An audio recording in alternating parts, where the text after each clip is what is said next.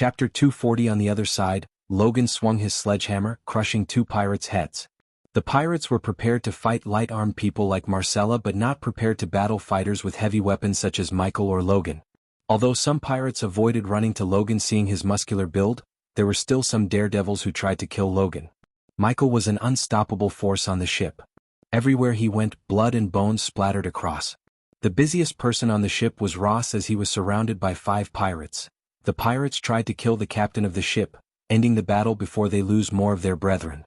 "What's taking you all bastards this long? Finish them off," the pirate captain shouted at the pirates. More and more pirates came out from the lower deck after his shout. Michael really wondered how many pirates are hiding in the merchant ship. "I had enough of this." He brought down Doombringer's wrath upon another pirate. The head exploded, spraying blood and gray matter all over Michael. His gray long coat was painted red. The blood not only drenched his face but also painted his face red. With the Doombringer in his hand, he looked like the god of war reincarnated. Since Logan was fighting relatively nearby to Michael, he noticed a few of Michael's brutal kills.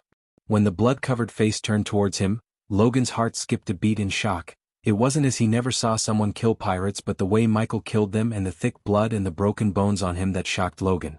It gave him a devilish look. "Help Ross." Logan quickly finished off the pirate he was fighting.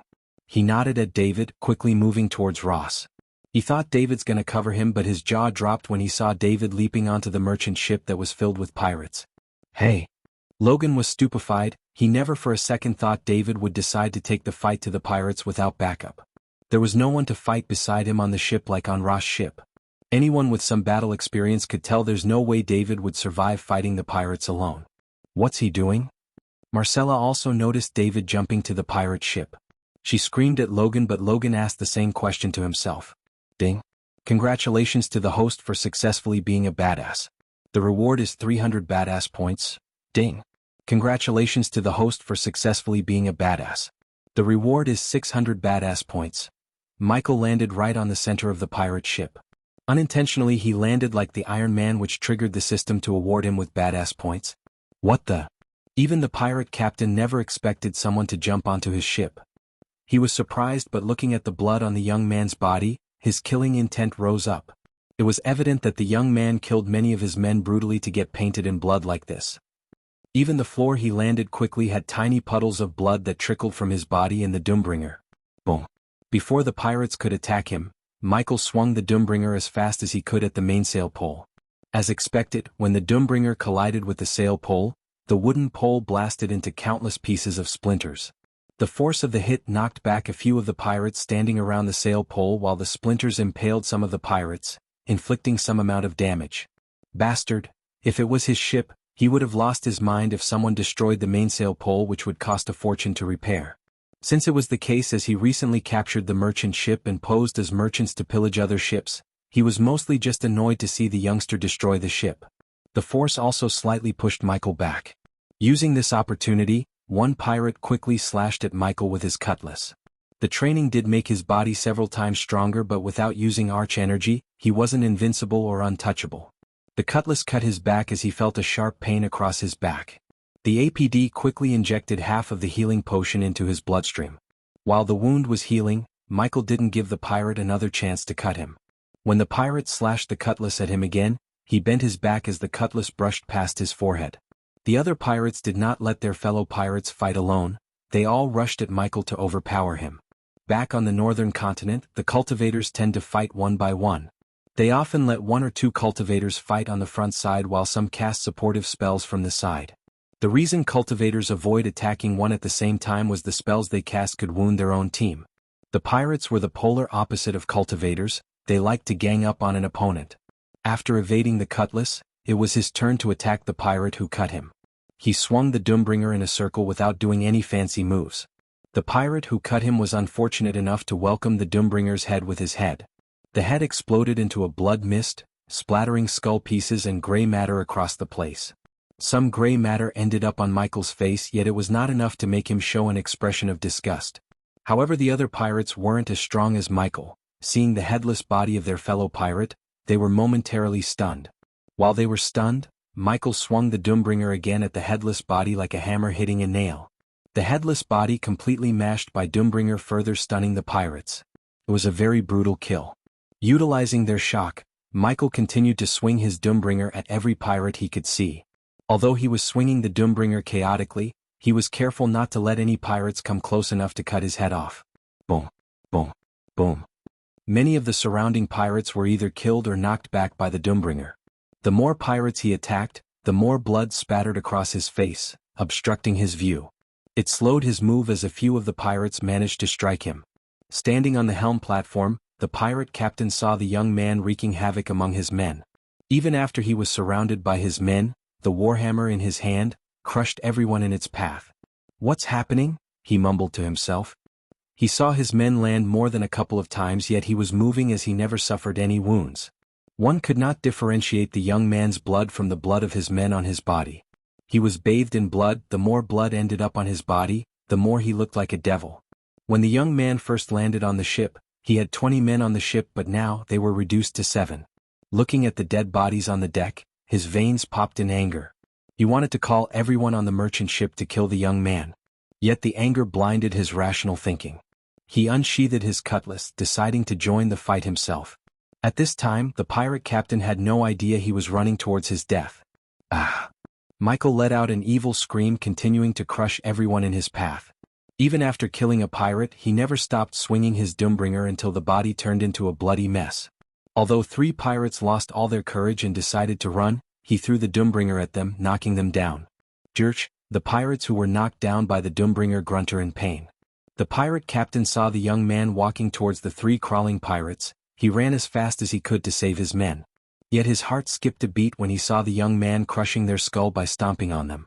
The young man kept stomping on the dead pirates while screaming like a mad wolf. However, suddenly he stopped stomping the pirates. The pirate captain saw the young man grinning. Except for his teeth, there was no spot on his face that wasn't covered by the blood. Every muscle in Michael's body ached. Most of the healing potion in APD had been injected into his bloodstream. The battle was harder than he initially expected.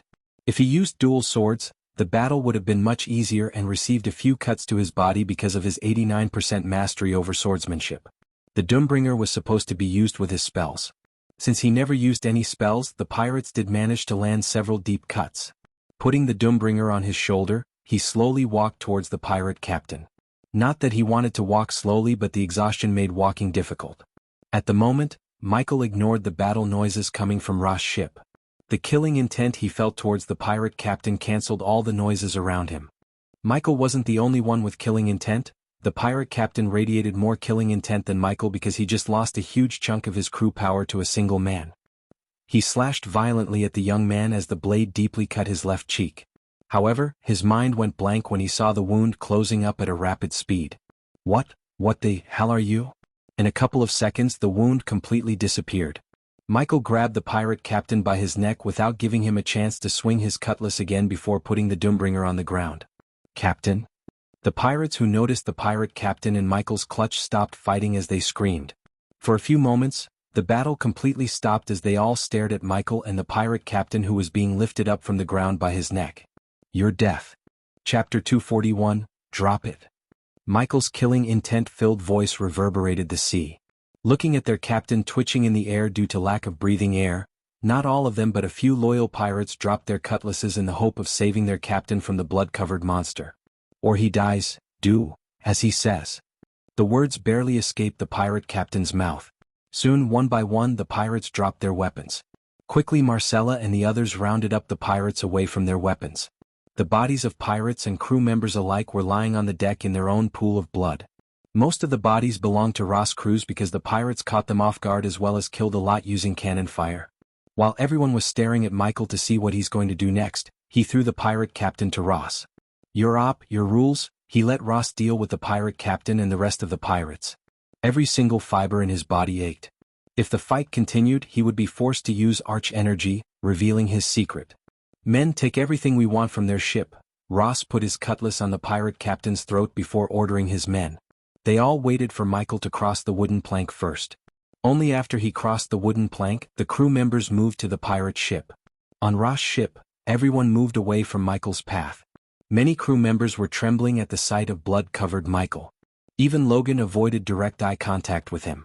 He was too exhausted to deal with everything else. Logan saw him sitting down on the floor. Where did Ross find him? H asked himself.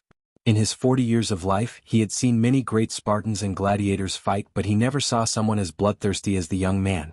Even a Spartan or a gladiator could kill a maximum of 10 men at a time, but the young man killed almost 20 men single-handedly. H was indeed terrified, yet a sly grin appeared on his face because he knew the young man would be a great asset to complete the mission. Eventually, after an hour, Ross' crew took everything they needed from the pirate ship. Ross, what are you gonna do with them? H asked. The pirates were tied around their wrists, including the pirate captain. You took everything, let us go. The pirate captain shamelessly spoke these words. Just an hour ago he wanted to kill everyone and pillage the ship. Seriously, Marcella put her crossbow at the pirate captain's forehead. Let's kill these fuckers and dump their bodies into the ocean. Marcella's words made the pirate's heart skip a beat. Put them back on their ship. I had seen enough death for a day. Fuck. Almost every pirate on the deck cursed. Their mainsail was broken by Michael, so they wouldn't be able to sail the ship. Putting them back on their ship was equal to killing them. In this part of the ocean, there weren't many islands nearby, hence swimming wasn't an option, and getting rescued by another ship might not happen. The pirate captain was the only one who felt relieved by their decision. He was fortunate enough to get a communication stone from Captain Redbeard himself. While Marcella was leading them back to their ship, the pirate captain took a glance at the blood-covered monster. He felt extremely excited to inform everything he saw in him back to Redbeard. A person who could heal like him would be worth a whole lot of coins. Next time he would come chasing the young man with an entire fleet of Redbeard. At that time he would avenge his fallen pirates. He's gonna make me so rich. Taking a last glance at Michael, the pirate captain left Ross' ship. After a day and a half, the sun rose at the horizon, enabling everyone to see their destination, the Undead Island. From the distance, one wouldn't see the horror hiding in the island among the ocean of thick trees. That's the place. David. Logan let out a heavy breath. After seeing Michael's bloodthirsty look, Logan wasn't as talkative with Michael as before. Not only Logan but many on the ship kept their distance from Michael. This didn't irritate Michael as his current dress irritated him. After bathing in blood, he had to throw away the dress and wore a typical pirate robe. At least he found something black to wear. But even after changing his robes, he reeked in blood. Get ready, team, Ross ordered as every team member began to assemble on the deck. Ross handed over the helm to someone else. Soon, Maria came out of the captain's cabin wearing metal armor that looked too big on her. There wasn't a spot on her body that wasn't covered by metal. Now he realized what Ross was doing a day with all the armor they pillaged from the pirate ship. He put together many pieces of armor to create armor fitting to Maria. Although the silver armor would definitely slow down her movements, it would save her from getting bitten by netherils to an extent. Other than Maria, Jonah also wore a full plate and chainmail armor. Unlike Maria, it perfectly fitted him. Everyone else only wore leather armor, which would provide some protection without restricting their movements. Even Logan wore a mud-color vest-like armor as well as arm bracers to protect himself. Our mission is simple: get to the center of the island and retrieve an artifact. Ross began to speak. Follow my lead. If you want to survive, do what I say when I say. Recently I heard another team might be hunting for the same thing as us. So we move as fast as we can. David, cover our backs. Logan, you're on the front with Marcella. Logan nodded, moving to the front. Jesse was standing on the left side of the group while Brownie was standing on the other side. The group was formed on a pentagon shape with H and Ross leading them. I'm not gonna lie, we will face undeads. Aim for their head, finish them off quickly. After listening to Ross for another 10 minutes, the ship finally came to a halt. One by one, they jumped down on the shore, leaving the comfort of the ship. They were standing on an artistic sandy shore as, coupled with the blue sea behind them, painted a beautiful picture of a scene. A line of large thick trees stood a couple of meters away from them like loyal soldiers guarding the island. Even the dark rainforest had a charm to it.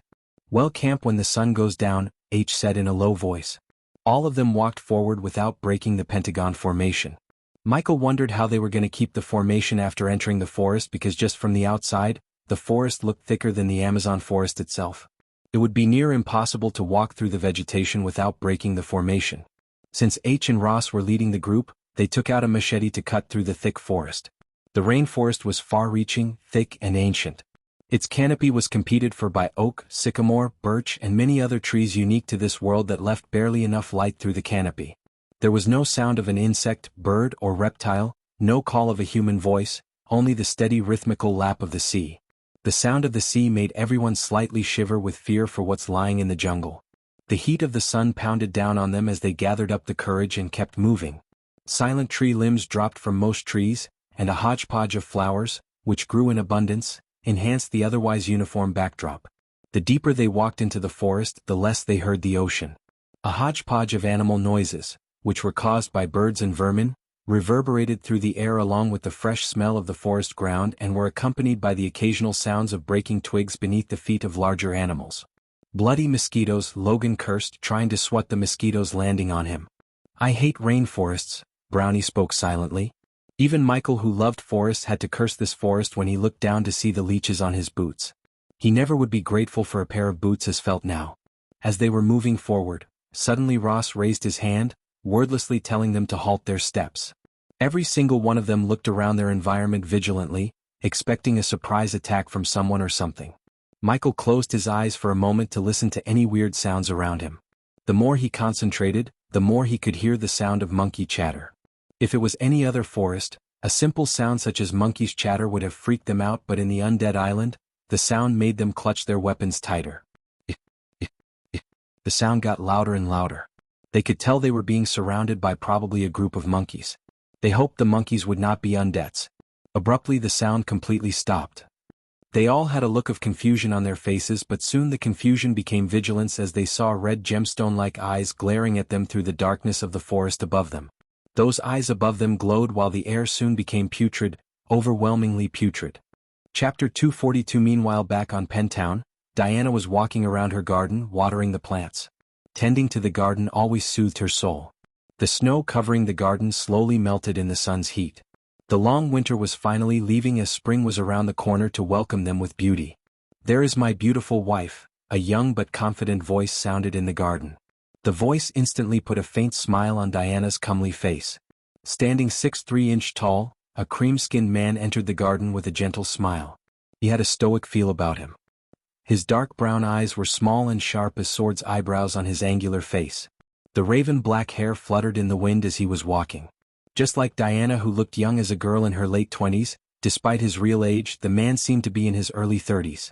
Even many youths never had toned arms, a broad torso, a well-defined waist, and toned long legs like him. He wore perfectly pressed masculine clothes. A long white winter cloth with gray wolf fur and finely made black trousers. He put the two sheaths containing his swords on one of the benches in the garden before embracing Diana and placing a gentle kiss on her rosy cheek.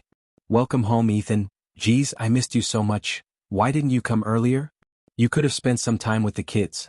I wanted to Diane, but the peace talk between the dukes took longer than we all expected. Only she could see the exhaustion of battle behind his lively eyes. They had been married for so long that she could read his face like a book. "I'm sorry, Diane." His smile was replaced by an apologetic look. "For what?" "I know what happened while I was away. It almost stopped my heart, Diane." She could see the stoic manly wall he put around him slowly crumbling down. He was a husband long before he became the house lord, so even if he put up a wall to look stoic to others, he would show his vulnerable side only to Diana. "I'd never leave my family unprotected again, I promise." He squeezed her hands. She had seen the look on his face before when he fought against her brother to marry her. She smiled to ease his pain for not being there for her. "I'm fine, Ethan. The gods won't let anything happen to us. Your smile would always make everything better." The two of them made their way to the bench holding each other's hands. "Jacob, huh? I always had a bad feeling about that little fucker. What did my brother do to deserve such trash?" Ethan disappointedly shook his head. He was worried about his brother. Ever since he was little, his little brother always had his back. When they heard what Jacob did, his brother was shaken to the core. At least his little brother was blessed with a good obedient daughter to wipe off the shame Jacob brought on him. "I cannot thank Ghost enough for saving you and Sabi." The mere mention of the name Ghost brought waves in her soul. As a mother, she wanted nothing but to reunite with her son. Her heart ached every time she thinks about her son. She never slept ever since he met him. Every time she closed her eyes, she could hear his cries, and the images of her leaving the baby on the altar flashed in her mind. To this day she could never forgive herself for being so helpless, so weak to be made to leave her baby in the middle of a forest. The only thing that stopped her from cultivating again was the seal inside her body. It would alert Sky Hall the moment she starts cultivating again. Except for Imelda, the rest of the world was thinking that her cultivation came to an end when she was injured 10 years ago, but it was only a facade. Skyhall made sure the mother of the Dark Lord would never grow strong enough to challenge them or reveal anything about the Dark Lord. If it wasn't for Rowena's mentor, they would have killed her the moment she gave birth to the twins. Even though the Skyhall showed her what would happen to the world if the Dark Lord was left alive, her heart and mind never accepted that her son would become evil as they claimed. An evil person never would have saved Sabrina or healed Andrews or put his life in danger to save a stranger like her. Dian, are you alright? He noticed the slight change in her expression. The last time I heard, he was still in seclusion. I'll go to his place in person to thank him as soon as he came out of seclusion. Take me there too, she quickly said. Automatically a smile appeared on her face thinking about meeting her son again. I thought nowadays you hate traveling, he chuckled while pinching her cheek playfully. No, I just hate boring places, my lord. As they were speaking, a guard in full plate armor entered the garden. The guard was not one of the house guards but a soldier from Ethan's army. The Oracle is ready to meet you. Ethan almost forgot about the Oracle until the guard reminded him. He left the Oracle at the guest room before coming to meet Diana. The Oracle asked everyone to leave the room so she could meditate in silence. Dian, you need to see the Oracle, she's the real deal. If it wasn't for her, the peace talks between the dukes never would have happened. A tinge of anger emerged in her eyes. When Noah and Ghost were in her womb, she met an Oracle who revealed that one of her sons is going to bring chaos to the world and then informed Skyhall. Hence, she didn't want to meet another Oracle. Who told you to bring an Oracle here? Ethan was taken aback by surprise. For a moment he saw the Diana he first met. This was the first time she had raised her voice after getting married to him. He was confused. Except for Imelda and Diana, no one knew anything about Skyhall or what they did to Diana. Diana quickly realized what just happened. Taking a deep breath, she controlled the anger boiling inside her. I just heard some bad stories about these fortune tellers and I don't trust them, that's all. One could hide the truth but not bury it. Suddenly a gentle voice reverberated in the garden. Every time the voice sounded like a piece of soothing music, calming Diana's anger in a blink of an eye. The guard stepped aside to reveal a woman in full orange robes. This azure-skinned woman had a warm feeling about her. She had a square face with a rounded jaw, a flat nose, narrow lips, and her crimson eyes were sparkling with patience and mystery. Her curly long black hair rested in a bun above her head. The golden nose stud and the piercing in her both ears added a certain charm to the woman's grace. She was blessed with the muscle of an athlete and the fat of a baby. She wasn't the most beautiful woman Diana had seen, but she was the most graceful woman.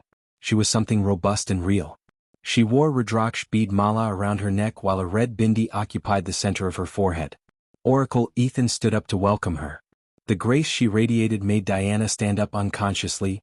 I'm not an oracle but just a guide for those who are lost or searching for ways to fix your past mistakes. Diana felt like the woman was directly talking to her. The guard quickly ran to the lady with a chair to sit. Even the way she sat on the chair had grace to it. Oracle, meet my wife Diana. You have everything a woman could ask for, yet your heart is like an ocean, never calming for a moment, the lady calmly said, looking at Diana. Ethan and Diana seated themselves back on the bench. The guard took his leave after bowing towards them. Oracle, I don't understand. As far as Ethan was concerned, Diana had everything. If she wanted anything, she only needed to ask and the entire Winston family would go to the edges of this world to bring what she asked. She does, the Oracle said. Ethan couldn't help but look at both of their faces. His face had confusion written all over it. Diana on the other hand was lost in words. Unlike Ethan, Diana could make sense out of the lattice words. Gods wouldn't have created darkness if it was evil. The choices you made took out the darkness in your life. Hence the light in your life disappeared, as light cannot exist without darkness. Ethan was stunned to see the tears rolling out of Diana's eyes as water broke out of a dam. Her entire body was trembling. Dian, why are you crying? Oracle, what is happening here? Ethan wrapped his arms around his wife while pleading to the lady. Don't cry, my child, fate can be such a cruel mistress. You were weak and helpless. You thought you were sacrificing the gift blessed upon you by the gods for the sake of this world and your family. Diana dropped to her knees at the lattice feet. Ethan was dumbstruck by the sight of his wife clutching the oracle's legs. He had never seen Diana cry like this as his heart started to pound against his chest. Seeing her wife like this, he could sit still. He also dropped to the ground trying to console his wife. Dian, tell me, what's going on? He stuttered, yet Diana kept crying her eyes out. A single drop of poison is enough to poison a pot of milk. A single secret is enough to spoil the relationship between a husband and a wife. But know this, my child, the lady looked at Ethan. The world is an evil place and you are in the center of it. Anything you do without thinking it through will endanger everyone you love and care about. Chapter 243, Diane. Ethan clenched Diana's shoulders tight, forcing her to look him in the eyes. I can't, Diana stuttered. Realizing her wife was hiding something major from him, he felt a mix of anger, shock, and disbelief. She shook Diana by her shoulders. Yet no words escaped her mouth. If you know everything, you should know why I can't. Tell him the truth, she continuously sobbed. The lady only revealed a gentle smile. Let me tell you a story. 2 decades ago, there was a mother who was blessed with God's ultimate gifts. The latest words turned Ethan's gaze away from Diana. Diana wanted to stop the lady from revealing the truth as she feared for her husband's life, but no words came out of her mouth. Something prevented her from speaking. The lady paused for a moment while Ethan tried to make sense out of her words. She wanted to scream that she's pregnant with twins standing on top of the world. That mother never thought a simple feeling as the feeling of her twins kicking her womb would make her so blissful. Becoming a mother to a beautiful angel was the proudest moment in her life. The mere thought of becoming a mother of twins made her the happiest woman in the world. Ethan listened to the oracle without uttering a word. Even when he was listening to the oracle, he never took his arms off of Diana's shoulders. The only thing she missed was her loving embrace of her husband. She was expecting her husband, but the one who came was a misguided mortal. Diana still struggled to stop the lady from revealing the truth. Except her entire body refused to move to her will. The misguided mortal showed the mother a vision, a glimpse of the future. What the mother saw shook her to the core. The mother refused to believe what she saw, but bad things happened to her family like the misguided mortal predicted. Death in the family, sudden storms, natural disasters, and many things brought nothing but death. They weren't enough to convince the mother her child is responsible for all the death until her husband almost lost his life. Just like the misguided mortal claimed, little by little, Ethan began to connect with the story. When her husband came home, she wanted to tell everything. However, a powerful organization of misguided mortals put a seal on her husband before taking her away, along with 2 of the woman's blood. The misguided mortals showed the woman more glimpses of the dark future awaiting the world and her family. The misguided mortals offered the woman 2 choices: give up her child or be killed along with her family as a punishment for bringing the darkness to the world. In the days following, the misguided mortals showed the woman the changes happening in the world. The woman didn't want to believe it, but everything seemed connected to her. The place she first made love before conceiving with the twins was destroyed by a meteor. The time she went to after she got pregnant was crumbled into pieces, and the one first told her she was pregnant died in a mysterious illness, and much more. Ethan didn't want to believe the woman in the oracle story is his wife. He refused to believe her as he wanted this to be just a story, nothing more. When the day of her delivery came, all the natural disasters occurred at once, killing thousands of people all around the world.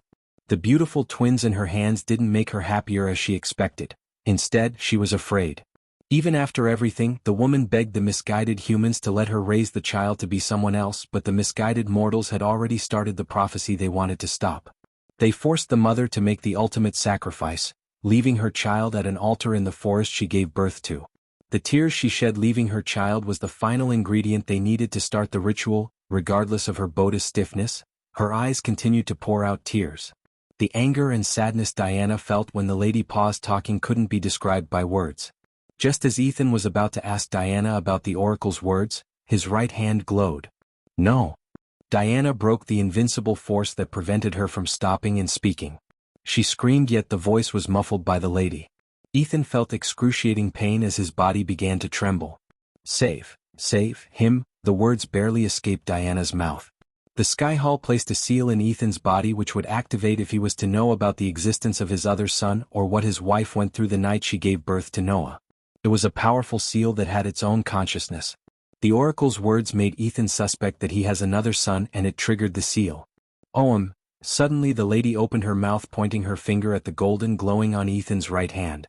Another light appeared out of the lattice hand as the light shot out at Ethan's hand. The moment the 2 lights clashed, the excruciating pain he felt instantly disappeared. Ethan! Diana screamed. She hugged Ethan using all of her strength. Diane, was it you? Embracing his wife as tight as he could, he asked. His mind believed that the mother in the oracle story was his wife because it was obvious after seeing Diana's reaction and what just happened, yet his dumb heart was refusing to believe it. He promised himself that he would protect his family no matter the cost, but now, he felt like he miserably failed to keep his family safe. Yes, Ethan's mind went black getting hit by the truth. In a blink of an eye, the swords he left at one of the benches trembled before soaring through the air to him. His eyes turned blood red as the killing intent radiated from him sent a chill running through Diana's spine. "Oh," the lady spoke, this time her voice was gentle and calm unlike before. The killing intent and the anger within Ethan quickly disappeared. Both of their emotions were also calmed by the lattice words.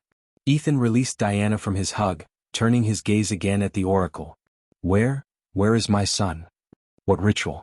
The first question was asked by Ethan while Diana asked the latter. The misguided mortals believed the child's soul contained unimaginable power. They wanted to take it for themselves. To do that, they had to strip away the child's soul. Diana almost collapsed to the ground. Her body uncontrollably shivered while she felt an excruciating pain in her heart. However, the ritual didn't go as they planned and the child's soul was split into two pieces. One part of the soul ended up in a desolate place void of any energy while the other part of the soul remained in its body. "My son, is he dead?" For the first time in her life, she saw a trickle of tears roll out of Ethan's eyes. It showed her the pain he's feeling right now. "That's the answer only the time could tell," the lady smiled, but Diana shook her head. "I know my son is alive, I met him." Once again Ethan was completely shocked by her words. Where is my son?" Ethan shook Diana for answers. "Where is our son, Dien? Where is he?" The shaky voice reverberated through the garden. Ghost is our son." Tears burst out of her eyes as she collapsed on Ethan's chest. There was no expression on the lattice face, she just calmly stared at them. "How do you know?" "I don't care what anyone says, I know he's our son." His mother. For a few moments only silence filled the garden. No one uttered a word. "How are you gonna prove it to him, my child?" After a long pause, the lady asked, breaking their embrace. Ethan saw Diana struggling to answer the oracle's question. "I don't know, but no matter what it takes, I will show him that he's my son." Proving and accepting are two different things, my child. The road ahead of you is filled with thorns. May the gods be with you, protecting from the corrupted ones. Just when Diana was about to ask for the lattice help against the sky hall, she turned into a golden light and disappeared into the sky, leaving them flabbergasted. Ethan could tell it was not teleportation or a spell, it was something else. Ethan and Diana never left the garden. The sun had fallen yet they were still staring at the night sky without leaving the garden. Diana held his arms tightly. It took her a great effort to convince him not to do anything rash that would attract the Sky Hall's attention towards them. When Rowena was selected as the Holy Maiden of Sky Hall, Ethan felt extremely proud, but now, it felt like Rowena was kept as a prisoner in Sky Hall. "Even if he's our son, he is Ethan, how are we gonna explain to him that we failed to protect him? It was me who failed to protect my son, I was too weak." After hearing the whole story from Diana, he didn't blame Diana or anyone else except Skyfall and himself for not being able to protect his family. Knowing that he could do nothing against the Skyfall, he felt so weak and helpless. "When we were a happy family, our son grew up as an orphan. How many hardships would he have gone through? Why did this happen to us? How could our son be evil? Dark Lord? What does that even mean?" Chapter 244. The sky was black tranquility married to the poetry of stars that filled the sky like pale corn into freshly turned ground. It was the softness that called the body and brain to rest and let the heart go to its steady rhythm. Night came as a reward of sorts, a restfulness above to calm anyone's soul except it couldn't calm Ethan's. The more Ethan thought about everything, the more questions emerged in his mind. Eventually he ended up with more questions than answers. Diana's heart bled looking at the tears running out of Ethan's eyes. No matter how hard he tried, he was unable to stop the tears from forming in his eyes. "How am I gonna protect House Winston when I couldn't even protect my wife and son?"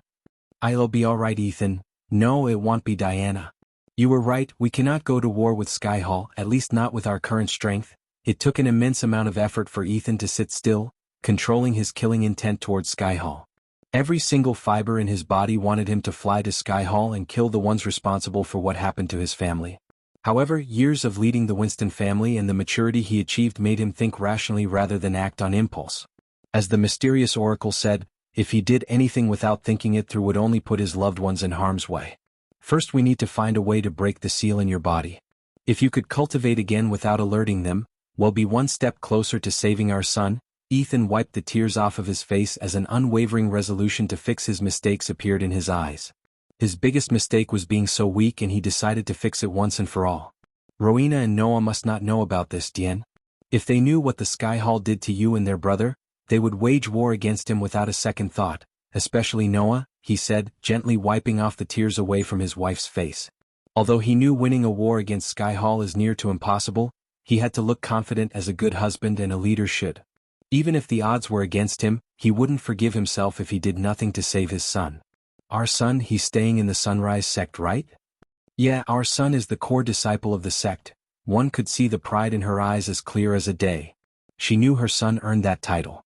Let's just go there, she let out a quick bark of laughter and disbelief. As much as she loved to see her son again, she didn't want to alert the Sky Hall, which might be watching her every move. We can form an alliance with the sect.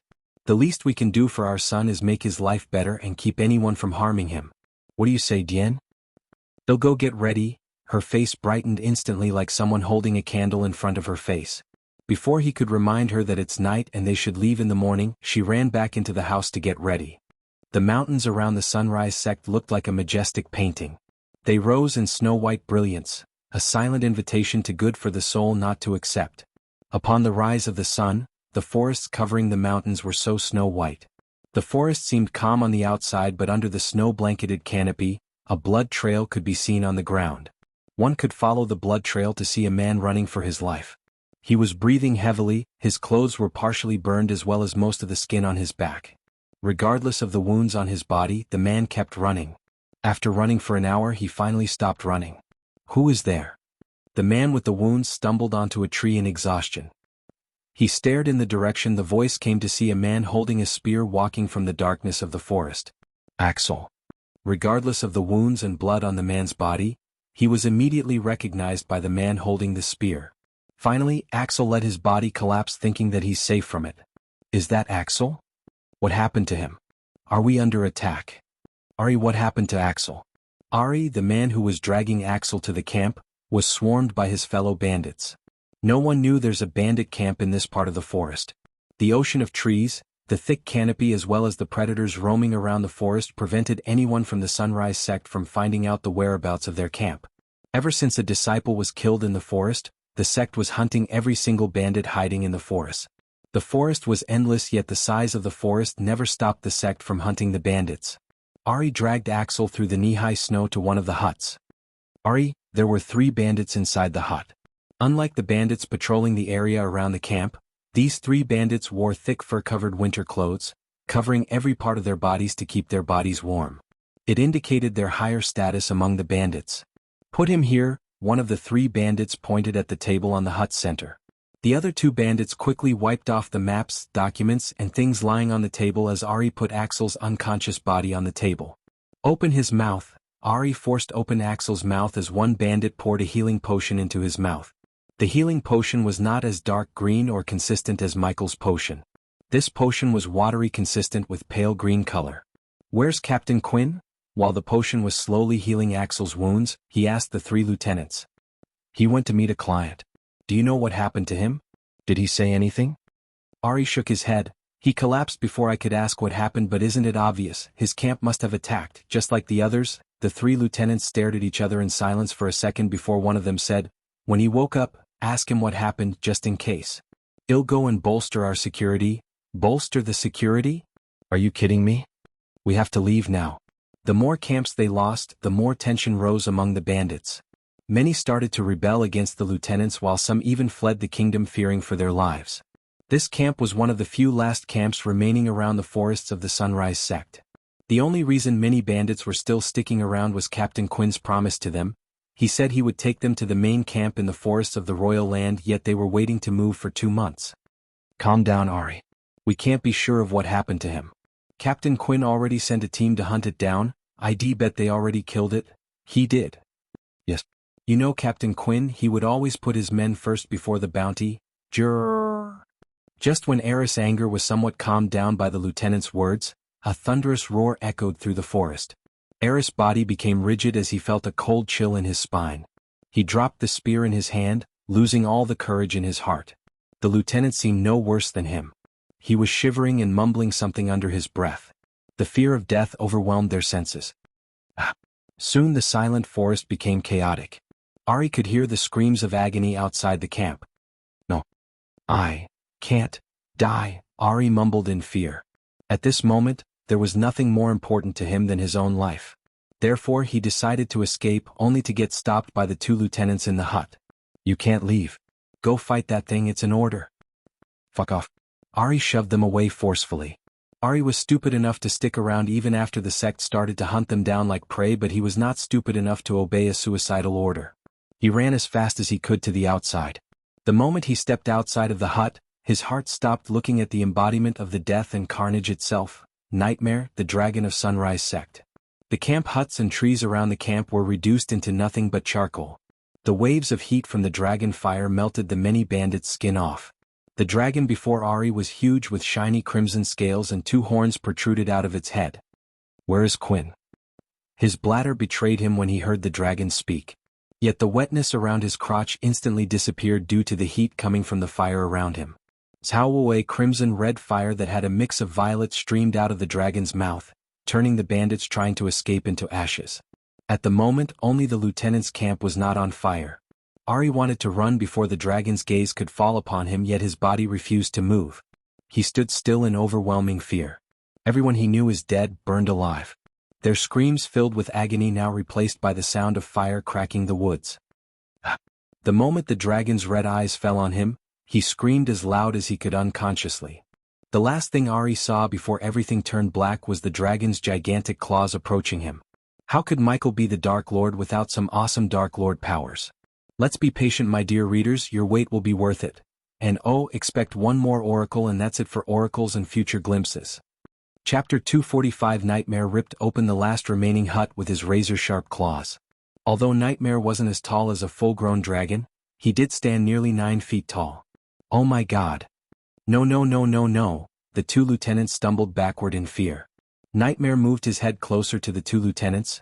The hot smoke coming out of his nostrils brushed past the two lieutenants. Like many other bandits, they peed themselves. They never thought they would see a dragon this much closer. The fire reflecting on its crimson-red scales made him more terrifying. Let's go for a ride. Nightmare's rage-filled growl almost made the two lieutenants faint. He swept the two bandits off the ground before flapping his red wings to take off. The wings sent a shock wave that was powerful enough to put out the fire around him. Nightmare flew higher and higher into the sky. Realizing how high they are in the sky, they stopped struggling under Nightmare's clutch. If they were to be put down by the dragon, they couldn't even imagine the output. Where are you taking us? Nightmare didn't answer as he continued to soar through the sky. After flying for another 10 minutes, Nightmare started to descend. The bandits expected the dragon to bring them to the sect, except the dragon brought them to the middle of the forest. Although they were flying for only 10 minutes, they crossed several kilometers. Everywhere the bandits turned, there was nothing but trees. The thick canopy barely let the light through, hence their surroundings were dark and gloomier. The moment Nightmare released them, their instincts to escape kicked in as they tried to crawl away. However, an invisible force prevented them from moving any further. Soon the force lifted them up in the air. The bandits hovered in the air while Nightmare began to interrogate them. Tell me where Quinn is and he'll grant you a quick, painless death, or he'll slowly roast you two like chicken and eat you. Nightmare's body began to glow more and more, indicating the dragon's flame forming inside his body. He's in Royal Land meeting someone? That's all we know. Nightmare was slightly taken aback by surprise. He never expected the two lieutenants to break so easily. The bandits he interrogated before either tried to fight him and died or never answered him until Nightmare roasted them alive. Ever since Jack was found dead, he was hunting the bandits day and night. He blamed himself for not being there when Jack was murdered. The guilt drove Nightmare crazy. After decimating many bandits' camps in the forest around the sect, Nightmare finally found the leader of these bandits, Quinn. Considering they had no leads whatsoever in the murder of Jack, Nightmare targeted the bandit leader who's responsible for all the bandit camps around the sect. He wanted to find the murderer before Gaia comes back. Jack was an annoying little brother to her. The whole sect was afraid of telling Gaia about Jack's death. Including Nightmare, everyone knew she would go berserk. His death affected the entire sect more than anyone would imagine. Jack was one of the disciples who never left the sect even when the sect was on the verge of closing. He was loyal to the core. Nightmare stared at the two bandits for a few seconds. The look in their eyes told Nightmare that they weren't lying. Please let us go. Please, the bandits begged Nightmare to let them go. If it was before Jack's murder, Nightmare would have found some mercy in his heart, but after he saw Jack's body, He felt no mercy for kings like bandits. The more he grew, the more he understood the meaning of Ghost and Gaia's words. They always told him to be ruthless and unforgiving. After Jack's death, he realized why. There was someone in this world who was ruthless enough to kill a kind, loving person like Jack in cold blood, so he knew what this world would do to people like Ghost, Gaia, and him. No, Nightmare sent a puff of hot breath towards the flowing pirates. The bandits tried to wiggle, but the hot breath melted them in a blink of an eye. Even their bones falling onto the ground were partially melted by Nightmare's breath. He felt no pity for the bandits. As far as he was concerned, the sect would be safer with fewer or no bandits in the forests. With another flap, he took off into the sky. It was time for him to return to the sect. Except for a few black clouds of smoke coming out from the forests, the mountains of the Sunrise sect looked calm and beautiful. Have we reached the sect yet, Felix? Diana was sitting on seat edge of the carriage with Ethan by her side. We will soon, my lady, the old man driving the carriage said with a chuckle. This was the 10th time she had asked the question. After asking the old man, she opened the window to see the view outside. What she saw outside mesmerized her and Ethan. The last days of winter always had a calming beauty to them. The roads were previously blanketed by snow, but now, there were more puddles along the road than snowbanks. The little sprouts coming out of the snow-covered trees seemed like little babies waving at them. The sound of birds chirping sounded louder than the wheels of the carriage itself. Perhaps charming was the name to the effect the birds provided for them. Is it me, or does the carriage feel less bumpy? Ethan asked. Even when he was traveling in Penn Town, the carriage would be bumpier, but after they entered River Town, the ride was extremely comfortable and smoother. It's the paved roads, my lord. The masons who paved Royal Land, the same masons paved these roads too. Oh? Ethan was pleasantly surprised. Unlike Diana, he had little idea about the sect's current state of affairs. Diana did say the Sunrise sect was not as declined as before, but he never expected the sect could afford the masons of Royal Land. Wow. Wow indeed, Lord Winston. My friend's niece recently got into the sect. She tried to get into the Morning Star first, but the teachers who came to oversee the selection rejected her. The little girl was pretty heartbroken. Every time Ethan travels with Felix, the old man would make his ears bleed with stories, gossip, and all sorts of things. Most of the time, Ethan would pretend to be cultivating or just nod without paying any attention to the old man. However, now he was genuinely interested to hear everything about his son's sect. Couple of my buddies who often travel to the Sunrise sect recommended it to my friend. I don't know how, but he convinced her daughter somehow to apply for the sect, and now every time he sees my buddies, he would take them to free meals. Why? Ethan asked. The old man turned back for a moment, sensing the genuine curiosity in Ethan's voice. It made the talkative old man even more talkative. You see, my lord, the girl was at the formation core stage when Morning Star rejected her. It wasn't a surprise, considering those people only take the best of the best, and the girl certainly isn't one. Formation core at age 20 is mediocre at best. However, after joining the Sunrise sect, she reached the body refining stage level 5 in just 3 months, and that's on par with some of the talented noble kids. Apparently, all the disciples in the sect are getting free pills and potions to help with their cultivation. I mean, many nobles are lining up in the sect to buy those things, yet the disciples getting them for free. The old man paused for a second and went on.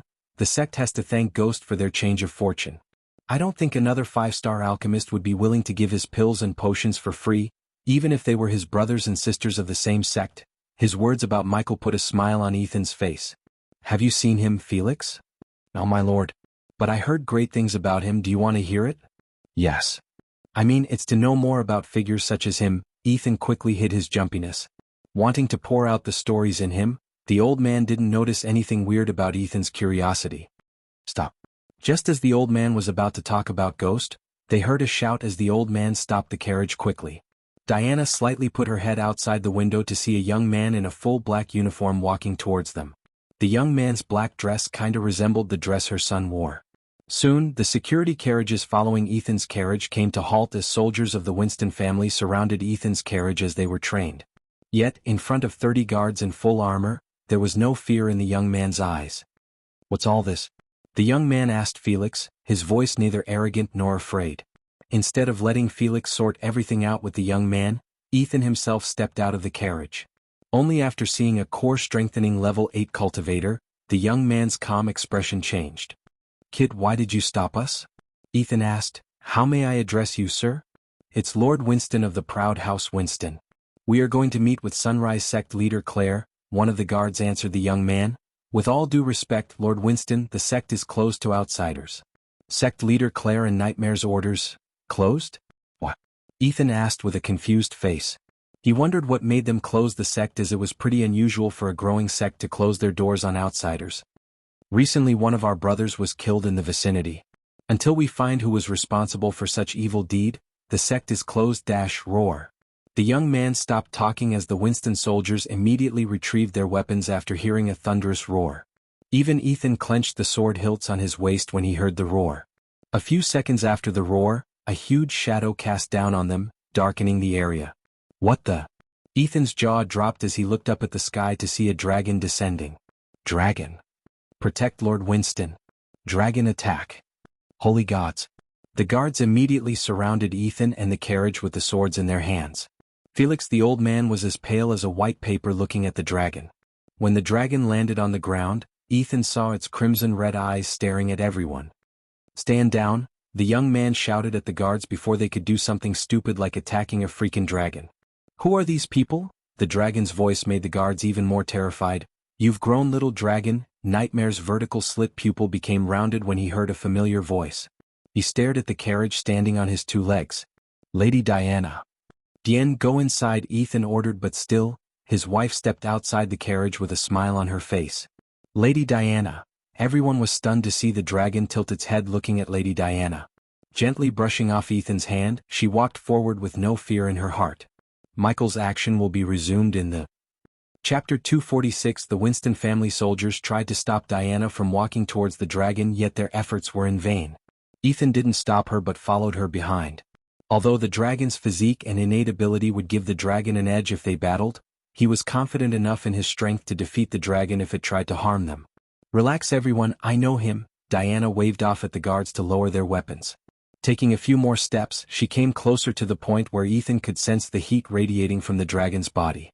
They both looked up. In Ethan's eyes, there was a mix of amazement and caution, while in Diana's eyes, there was nothing but kindness and warmth. She reached out as Nightmare gawked reluctantly for a moment before slowly lowering his head to graze her hand with his face. The soldiers were stunned to see Diana tame such a majestic, terrifying creature.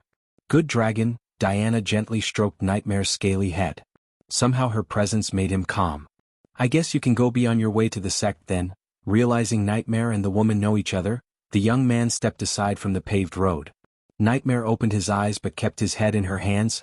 Ghost is in seclusion, Lady Diana. I know. We're here to see sect leader Claire. Finally, Nightmare took his head back from her hands. He stared at the four carriages standing behind Diana as well as the core-strengthening man who Nightmare guessed Diana's husband for a few seconds. This is my husband, Ethan Winston. Ethan, meet Nightmare. Pleasure to meet you, Lord Winston. The pleasure is mine. Ethan was surprised by the dragon's behavior. Many would describe a dragon as ruthless, deadly, terrifying, and many other adjectives, but polite would not be one of those words. However, the dragon in front of him spoke in such a cultured manner. After being forced to sit in all the classes conducted by the elders, Nightmare shed some of the bad habits he picked from Gaia. For instance, giving respect to those who deserved it and conduct in a respectful manner. For a couple of weeks, the disciples were terrified to sit with a dragon or to see him, but after a while, they treated him like one of them. But it didn't mean they weren't afraid of them, they just accepted to live with him.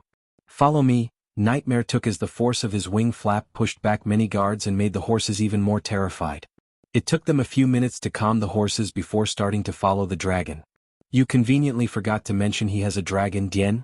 Then I wouldn't have seen the look on your face, she giggled. Looking at his wife being happy after a rough couple of days, he was glad he decided to come here. The paved road made following the dragon much easier, even going up on the mountain never felt bumpy or difficult.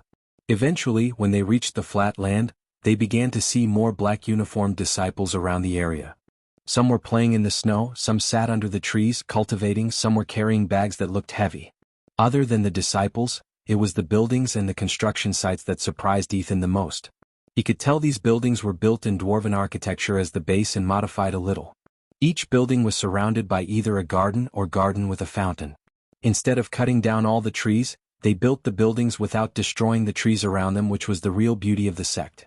Regardless of the winter, he could see the construction works going on at full speed. Many disciples, including female disciples, were helping however they could. For a sect that was declining until recently, they're turning the tides pretty fast. After an exhausting day, Michael finally laid under a tree to rest. He looked up at the sky through the small gaps in the canopy. The sky was filled with dark rain clouds. The thunderclaps indicated the arrival of a heavy downspout. Rain was the last thing he wanted in this godforsaken rainforest. Others weren't so different from Michael. They too chose a tree to rest their bodies. A few meters away from them, broken money limbs as well as monkey dead bodies could be seen. This was the third wave of the monkeys they fought even since they stepped into the forest. The undead monkeys were so weak and fragile as they were more of an annoyance than a threat except for people like Jonah. Surprisingly, Ross' daughter Maria was trained in the arts of the spear as she defended herself well instead of relying on her father. Ah shit, here we go again. Michael heaved a sigh of exhaustion. Even if those monkeys bit him, he wouldn't turn into an undead, but he had to put on a show so the team members suspect him of something. Especially Marcella, who was always keeping an eye on him for some reason. After he massacred the pirates single-handedly, she became wary of him.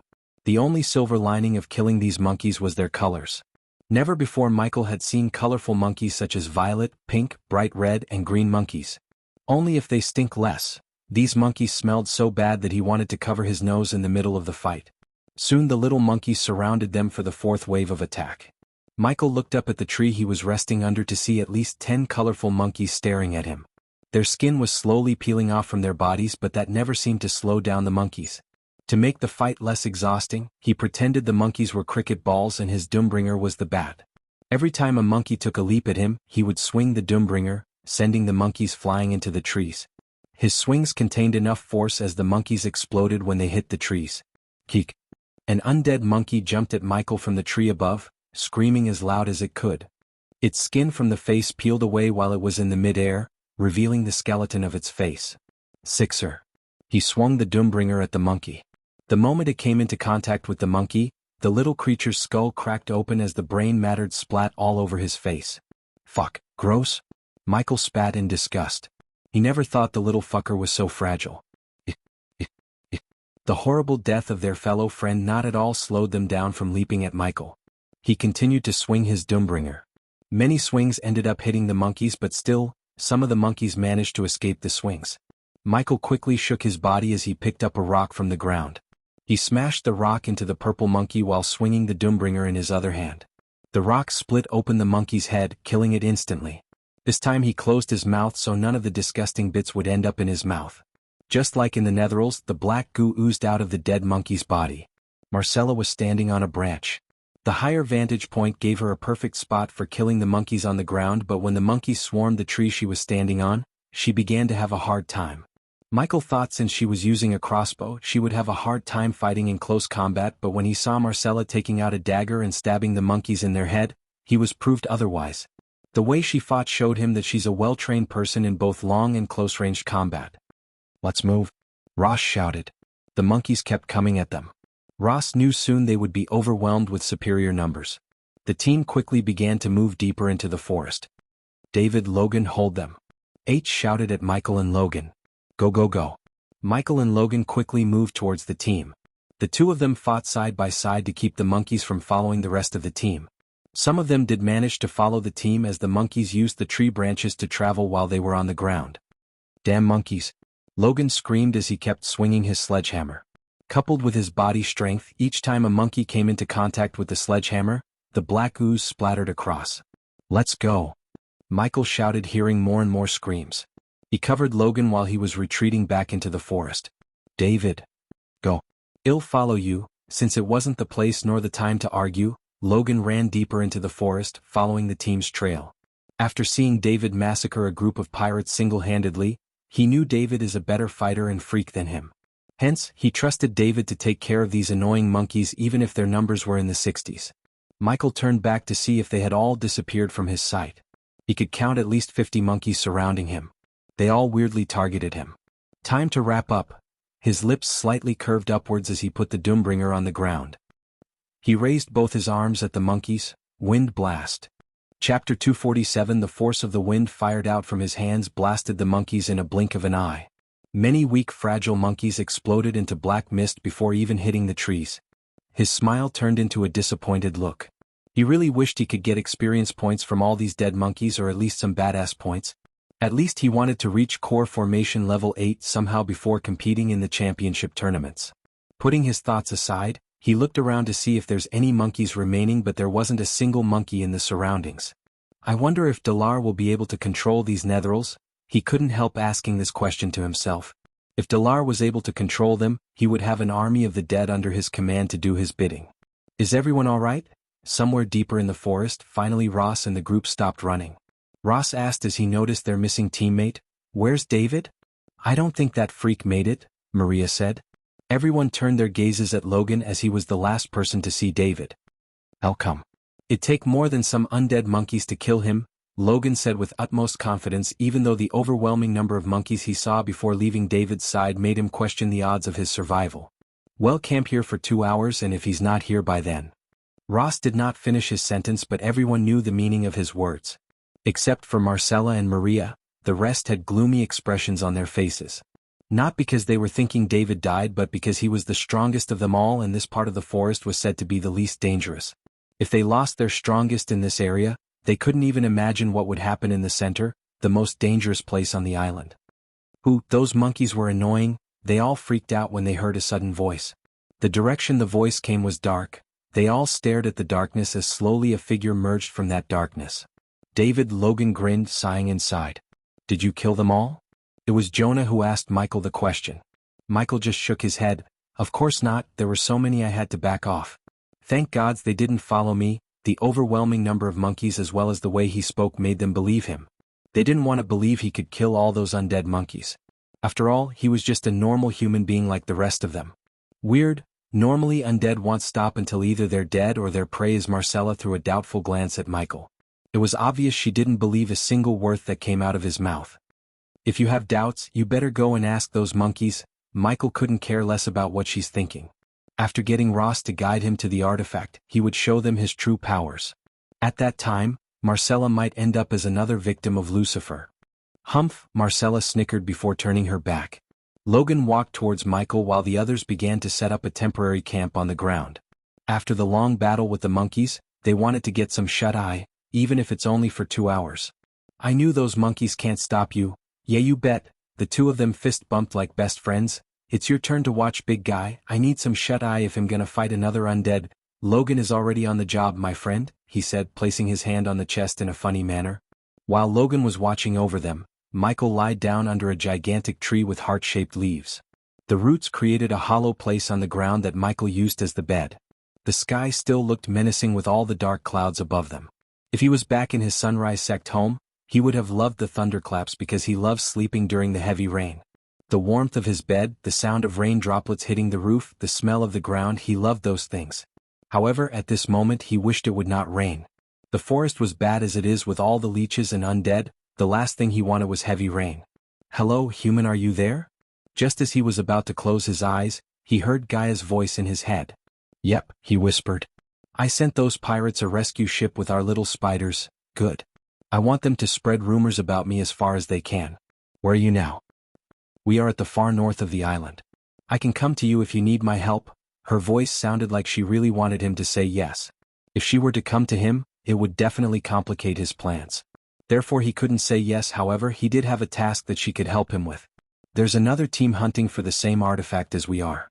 Try to locate them and kill them before they could get their hands on the artifact." The glimpse of the future turned him more ruthless. Just his order to kill them without sparing their lives made Gaia realize this change. If it was before, she knew he would have told her to chase them away or stop them by giving them a small beating. "You sure you want me to kill them? I could just chase them away from the island. They came into this hive of undead searching for that artifact, so we can't expect them to back off unless you can do something that really scares the shit out of them more than the undeads themselves. You think you can pull something like that?" For a few moments Michael heard no answer from Gaia. "Do what you want, just keep them from reaching the artifact before me." "Will do, just put one of those drone thingies into the interlinked space ring." Already done that. After casting the wind blast to kill those monkeys, Michael refilled the APD and transferred the drones to Gaia's ring before coming to regroup with them. "Contact me when you're done with them." "What's happening on your end?" "He'll tell you everything later. Now I need to get some sleep." "Is it raining out there?" "It must be since you're so desperate to sleep rather than talking to me." "Goodbye." Michael cut the connection. He would have continued to talk to her if Logan wasn't coming in his direction. He willed the system to turn off the earpiece before closing his eyes. Ever since he saw the future, he rarely slept. When he first came to this world with the system, he really thought this was going to be some fun-filled journey of reaching the top, crushing his enemies, and having everything he wished for, but now he was forced into saving this world. Although he already decided to save this world by conquering it, he was not completely doing it for the goodness in his heart. He was doing it for himself. The world he saw was not suitable for an immortal such as himself in the future. How could he live in a world that turned into hell? If he wanted to live his life to the fullest, enjoying every second of it, he had to first save the world. Besides, after witnessing the future world, he definitely felt less guilty about killing people such as the other team who's hunting for the artifact. Wakey wakey, Michael slowly opened his eyes to see Logan patting his shoulders. It felt like he just closed his eyes, but the 2 hours went by like a flash. Yaw, letting out a short yawn, he stood up and brushed off the dust on his dress. The rest of the team seemed like they never slept. Sleep well? Like a baby, Logan's brows arched up slightly. Only you can sleep like a baby in a place like this. It's because you were protecting us, big guy. Michael patted Logan's back, chuckling. Haha, very funny. The rest of the team gathered their things while Ross took a glance at the map once again. If he was correct, they were 8 hours walking distance from the river where the recon team would be waiting for them with a boat. If we go this way, we have a better chance meeting with Johnny, Maria whispered to Ross, pointing at a different path leading to the river than the one marked on Ross' map. You saw those monkeys. If something happened to Johnny, her voice was mixed with anger and desperation to save her boyfriend. Ross stared between the map and his daughter. It's not like this new path is less dangerous than this one, Ross convinced himself for the sake of his daughter. If he were to find Johnny first before he could reach the center, the better. But he knew he cannot let the team know that he's taking a detour for his daughter, hence he decided to omit the itty-bitty information of him taking a detour. Be at your best, people. Well-faced deadlier undeads on our way to the river. Thankfully Ross didn't waste time giving them any pep talks which would have bored the heck out of Michael. He wanted to get the artifact as soon as possible so he could finally quench the thirst for curiosity. Let's move. Chapter 248. Somewhere else in the Azer continent, Noah, Alicia, and Maisie were flying above the clouds. As usual, Norvin was comfortably lying on Noah's shoulder while munching on 100-years-old dragon fruit. Finally, we're getting promoted to actual guardians from trainees, Maisie said excitedly. Her big round eyes sparkled thinking about being a guardian, which would end all the power struggle between her family and their rivals. It's time they promoted us, but I still feel like we're just filling the shoes of that 4 guardians who got exiled because of this new freak roaming around calling himself Lucifer. I'd say we should thank him. Haven't you seen the drop in the crime rate? It's crazy what fear could do to petty criminals, Norvin replied to Alicia. The little girl Maisie looked up at Noah to hear his thoughts, but he remained silent. He couldn't cultivate peacefully in the last couple of days. Every time he closed his eyes to cultivate, he could hear Abel's voice.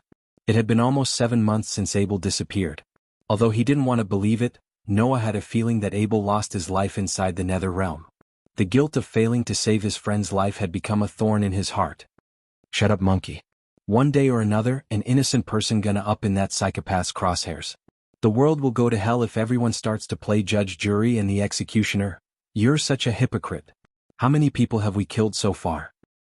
We were defending ourselves. We didn't go searching for people to kill or pass judgments on people. That's what King Courts and the Guardian Guild are for. If those scumbags were to go to the Guardian Guild or Kethan King's Court with the complaint against us instead of trying to kill us, we would have gladly cooperated as we weren't guilty of anything. So you're saying unless it's defending ourselves, we aren't allowed to kill and seek justice with the King's Court or the Guardian Guild? Yes, Maisie tried not to get herself into the argument between Norvin and Alicia. In her mind, they were both right as she wouldn't be able to pick a side. However, the little girl did hate the idea of someone running around kidnapping, torturing, and killing people in the name of justice. Wow, Norvin and Alicia stopped arguing when they saw a majestic palace floating above the clouds. 12 majestic marble pillars held the triangular roof. The banner of the Guardian Guild fluttered in the wind along, radiating a noble aura around the palace. The flying angel, Noah mumbled under his breath. He had seen countless majestic structures made by various races, yet this was the most grandeurs of them all. He wondered how they made such a gigantic palace fly around. A few other figures could be seen flying into the palace at high speed. Wasting no time, Noah and his companions flew straight into the palace. The moment they crossed the 12 pillars, they were immediately teleported into a large spacious hall where they saw Peyton and Zanali waiting for them. What happened? Noah noticed the gloominess on Zanala's face. The usual shine on the redhead's face was nowhere to be found. Aside from Zanali, Peyton also looked very serious. The Guardian Prophet is on her way here, Peyton whispered although there were only a handful of people standing in the hall. Who's she? Some kind of fortune teller? Norvin tilted his head bewildered. Ouch, Alicia slapped the back of Norvin's head. Shut your mouth, damn monkey. She's someone who's extremely important to the guild. Apparently, the last time she came out of seclusion was 50 years ago to help the Guardians put an end to Zullo, the necromancer. If she's coming today, it must be something extremely important. Only Noah seemed to know who Zullo is while the others had a confused look on their faces. They kept gawking at Noah and Peyton for either of them to explain except they didn't utter a word. Soon, more and more Guardians arrived in the hall. Some were even at the soul refining stage.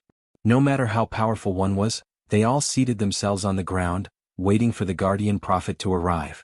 The Guardian Prophet has entered the flying angel. Suddenly a gentle voice echoed through the hall as the ground itself began to tremble. They all noticed the floor at the hall's very front rising to form a stage. Come on, Peyton gestured at them to follow her. They all followed Peyton to sit at the very first row in front of the stage.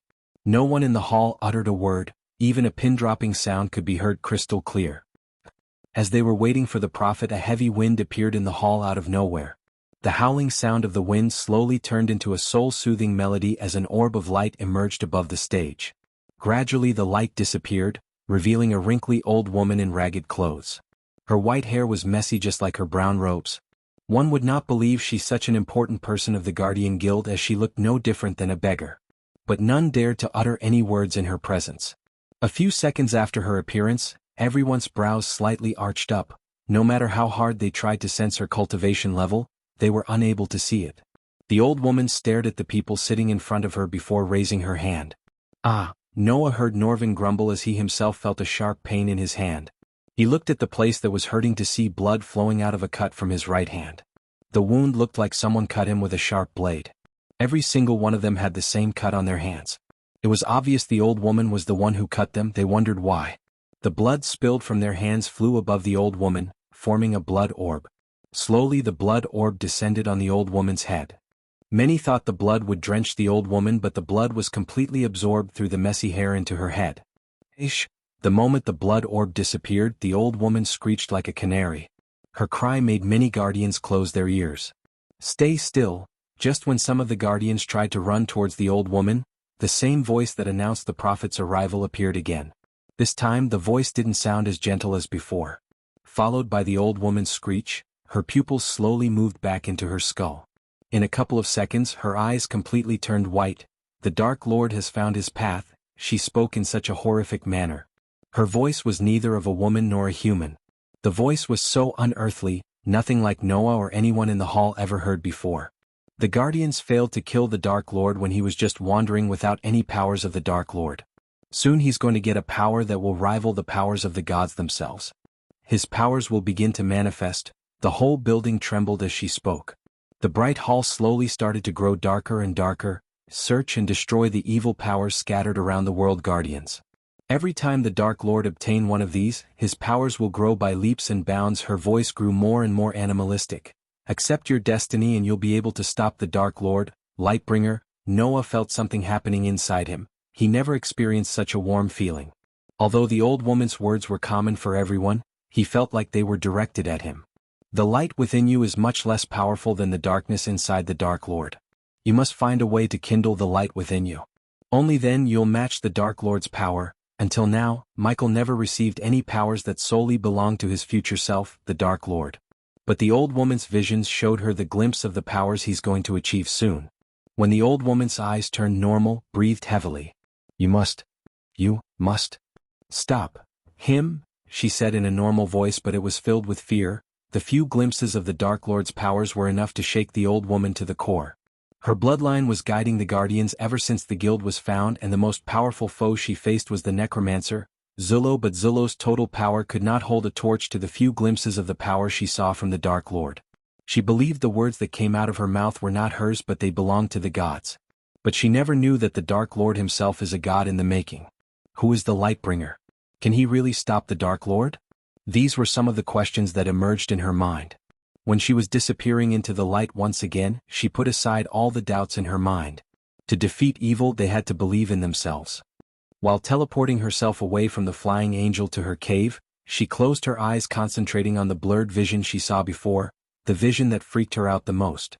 Even after the gods left her body, that image alone stuck in her mind. It was extremely difficult for her to see the visions again, but she tried her hardest to make some sense out of those images. She tried till her nose bled. 3 heads, a shadow of 3 heads in a storm cloud above the sea was the last thing she saw before losing consciousness. Chapter 249. The team cut through the thick veins and branches towards the river. The canopy was already thick enough, but coupled with the dark clouds in the sky, they barely had enough light to see what's in front of them. I should have brewed the cat's eye potion, Michael reminded himself. His face had many tiny red spots courtesy of the mosquitoes in the forest. The whining sound of these blood-sucking insects proved to be more challenging than the annoying undead monkeys. But Michael suddenly heard a thud sound like something heavy hitting the ground. He paid close attention to the front to see Jesse, the thief, lying on the ground. "Hey, you alright?" Brownie reached his hand out to help Jesse. "Yeah, got stuck in a vein." He quickly got up with the help of Brownie. Stumbling and falling in a place like this was nothing out of the ordinary, therefore they continued to walk forward as nothing happened. Yet, Michael's brows creased. Weird. Logan, who was walking beside him, was busy slapping the mosquitoes to pay attention to Michael's look on his face. "Critch. Stop." Michael's face muscles tightened as he ordered them to stop. "Did you hear that?" "Critch. Formation," Ross whispered as the fighters in the group such as Michael, Logan, H, and Marcella surrounded the weak to protect them. They stood still instead of moving. "Critch." This time they heard the sound of twigs breaking more clearly. Michael felt like he was inside the Predator movie. The forest in the movie was not nearly as thick as this one. Everyone looked at their surroundings. All they could see was vegetation, nothing more. "Critch. Critch." It was clearly the sound of something big stepping on the twigs. Marcella slowly raised her crossbow higher in the direction of the sound. They prepared themselves for another battle. Michael could tell something is about to jump out from the darkness. Doodum doodum dum dum, he played horror music inside his head for fun. Please be something big and less fast. The team would lose their mind if they heard Michael's wish. The Doombringer in his hand was not suitable to kill something that tiny and agile as the undead monkeys without using the lightning dash. If something emerged from the darkness big and slow, he would have an easier time killing it. "Fuck," Marcella cursed as her eyes went wide in shock. The others swallowed, mouths full of saliva, looking at the creature standing on top of a branch. Finally, Michael turned his head and realized his wish had come true. The creature that was standing on the branch was an undead black panther. No one dared to close their noses despite the stench coming from the panther. The panther's skin wasn't coming off of its body as it was with the monkeys. It was evident that this panther has been turned into an undead recently or even a couple of hours ago. If it wasn't for the stench and the lack of pupils, they wouldn't have assumed the panther to be an undead. Unlike those monkeys, it didn't mindlessly leap at them to attack but jumped from branch to branch as it was studying their strengths and weaknesses. "What's it doing?" Logan whispered. "Don't make any sudden movements," Ross whispered while holding his silver scimitar tightly. He also moved closer to Maria so he could protect her when the panther starts to attack them. "Let's back away slowly," H whispered before slowly taking one step at a time. Growling, the panther growled as their bodies went stiff. Thud. Finally, the panther leaped down to the ground from the tree branch. Looking at the team, the panther bore its teeth menacingly. "Come on, kitty kitty." Michael raised his Doombringer as the panther scratched the ground with its paws. Growling. Suddenly the panther leaped at them. Its drool splattered across the ground, permeating even more stench. Due to the lack of pupils, they were unable to guess its target. It looked like it was targeting Michael, but just when he was about to attack, the panther changed its target to Logan. Michael swung his Doombringer, but he missed it by an inch. The Doombringer brushed past the panther's head while it lunged at Logan. Fortunately, Logan had a quick reflex as he raised his sledgehammer to prevent the panther from taking a bit out of his neck. "I don't have a clear shot," Marcella shouted, trying to get a good shot at the panther. Logan and the panther rolled on the ground. The panther was trying to bite him while Logan was trying to push away the big cat on him. "Don't move," Michael yelled at Logan. He held the sledgehammer that stuck between the panther's jaw even tighter. Boom. This time Michael didn't miss. His Doombringer's blunt head struck the panther's rib cage. The panther went flying away from Logan. It then hit a large tree before falling down. The tree the panther hit trembled due to the force. Whoosh, whoosh, whoosh. Marcella used the opportunity to shoot bolt after bolt at the panther. Although every single bolt hit the panther, none could penetrate the thick skull of the panther. Growling. The panther growled again. The Doombringer caved in the panther's rib cage. When it stood up, black fluid started to ooze out of the wound, yet it didn't slow down the panther's movements. With a forceful push to the ground, the panther leaped into the air. Everyone raised their weapons to defend themselves when they saw Michael also leaping higher into the air. Their jaws almost dropped to the ground in shock, even Ross' eyes went wide. What the fuck? Logan's eyes looked like they were about to pop out from the sockets. His mind couldn't figure out how David could jump so high with that heavy weapon in his hand. Ding. Congratulations to the host for successfully being a badass. The reward is 700 badass points. Ding. Congratulations to the host for successfully being a badass. The reward is 1000 badass points. Boom. In the mid-air, Michael and the panther clashed. Michael swung the Doombringer with all his strength. The Doombringer struck the panther's back, but it wasn't without a cost. Before the attack could sink in, the panther headbutted Michael in the chest. Everything happened so quickly, the team only saw the panther hitting the ground after getting struck by Doombringer and Michael flying into a tree before hitting the ground. Shit. Logan wanted to help David, but in a blink of an eye, the panther stood up with its spine sticking out of its back. It lunged at them. Fortunately, it was not as fast as before because of the broken spine. The APD quickly injected a healing potion into Michael's bloodstream, healing the wounds as well as easing his pain. Even after he was completely healed, he didn't stand up to join the fight. If he did otherwise, they would definitely suspect him more, as a normal human being would not be able to stand up after taking such a blow. Jumping into the air was already pushing his luck, but the 4000 badass points were worth the risk. While lying on the ground pretending to be injured, he stared at the fight happening a couple of meters away from him. The more he watched the fight, the more he realized the threat within the team. On the other side, Logan was swinging his sledgehammer while Marcella fired bolt after bolt at the panther. After seeing the endurance and the strength of its body, the others backed off from the fight, leaving Marcella and Logan to deal with the panther. If any of them tried to attack the panther with a sword, they knew they would be killed in a second. Experienced fighters such as H and Ross took an occasional slash at the panther. Their experience was evident to Michael. The two guys slashed at the muscles joints connecting limbs, further slowing down the panther. The more time went by, the worse the panther looked. Countless bolts sticking out of its body and the black fluid was oozing out of the wounds.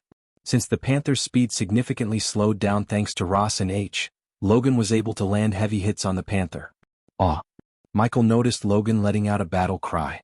His muscles flexed out, each muscle had perfect definition, especially his biceps that were bigger than many people's thighs. Finally, something interesting, Michael mumbled. He fixed his eyes on Logan, who's fighting more and more violently. It seemed like he entered a berserker mode. Thud, thud, thud, thud.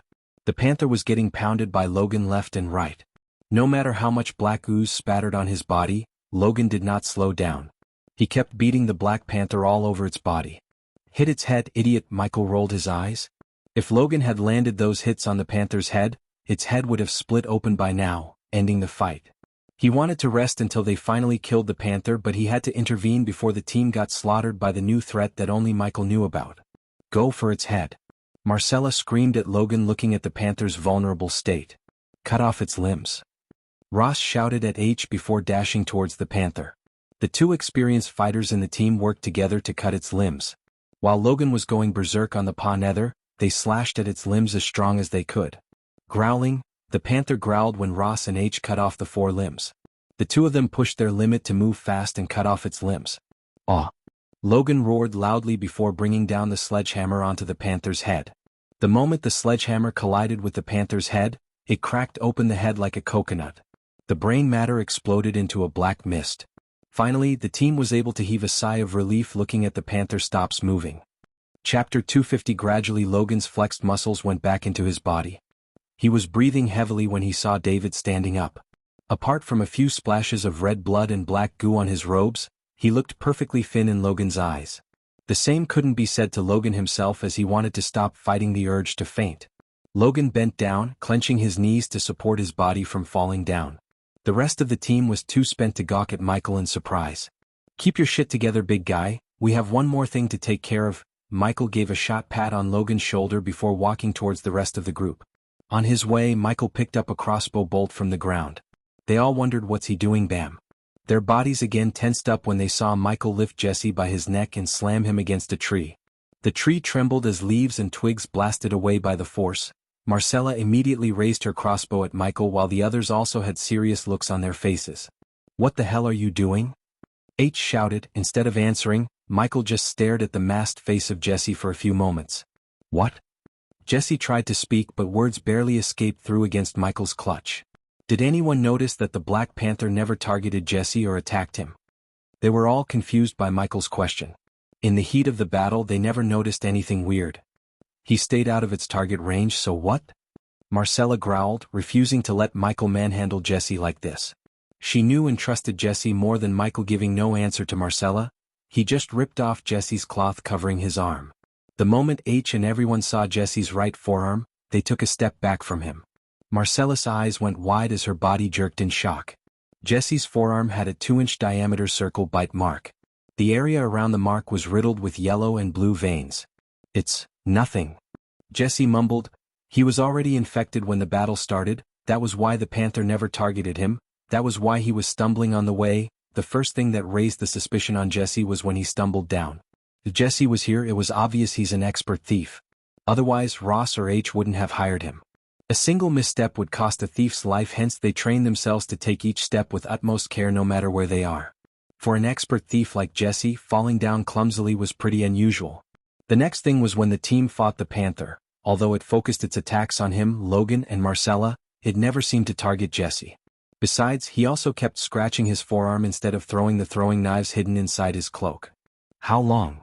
H asked, gently patting Michael's hand, wordlessly telling him to loosen his grip. Michael did loosen his grip but didn't let go. Only a menacing growl came out of Jesse's mouth. Jonah cautiously stepped towards Jesse, adjusting his glasses to examine the wound. "Judging by the color around the wound, I'd say 3 hours. That's approximately the time we faced the undead monkeys," said Brownie. Thinking weak undead such as the monkeys managed to bite Jesse, he just shook his head in disappointment. "If my guess is right, he will turn undead in 1 hour," he stuttered in fear. The reality of someone he knew will be undead in a matter of time freaked him out. "Whatever he's here for, we have to do it without him." Michael's face was calm. There was no shock or fear on his face despite holding a soon-to-be undead in his hand. He spoke looking at H and Ross since this was their operation and only they knew the real reason to bring a thief to this island. H just nodded without stating the obvious. "Sorry dude, any last words?" "Grara, suit yourself, Pulch." Michael stabbed the crossbow bolt he was holding in the other hand through right between Jesse's eyes, killing him quickly and painlessly.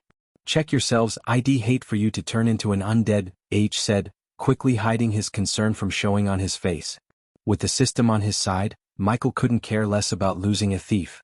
It was indeed a pity for the team to lose one, but at the end of the day, it was expected. "You cannot leave him like that," Maria protested against leaving Jesse's body. "We don't have time to give him a proper burial," Ross sighed, but the others showed no concern for Jesse's body. After all, Jesse died and it was just the mortal shell. It's the least we can do for him. Undead or not, he was a human being. "Let's move." H ignored the protest of this naive young girl. Michael followed H behind. Although he trusted Gaia to find and stop the other team from reaching the center, he still didn't want to waste any time doing chores for this stupid girl. "If you don't, I will." The girl stomped the ground. She looked extremely stubborn as she began to walk towards Jesse's body. The team stared at Ross while H clenched his teeth in frustration. Not only H but Michael also looked pissed. Unlike the rest of them, he needed to find the artifact the most. It was his real mission, not escorting them safely. Ever since they started the mission, Maria had been nothing but trouble. If she wasn't Ross' daughter, they would have personally kicked her off the ship. "It's not a good idea to stay here any longer. The corpses might attract predators or even undeads," Jonah, the expert on undeads, warned them. He was already gawking around to see if there's any more undead creatures approaching them. "Ross," H looked at Ross to knock some sense into his daughter. "Maria, we're leaving." Ross tried to stop her but she just swatted his hand before he could stop her. "I said I will give him a proper burial he deserves." "You kidding me? We have to go before anyone else ends up like him." Finally Marcella said something that Michael approved of. "This is not the time for stubbornness, Maria," Ross spoke in a grave voice. "This is exactly the right time. How could you leave him like this, like he was some kind of animal? Would you leave if it was me?" After this, the father and daughter began to argue. Michael was already annoyed at these two for delaying the mission. He paid no attention to the argument.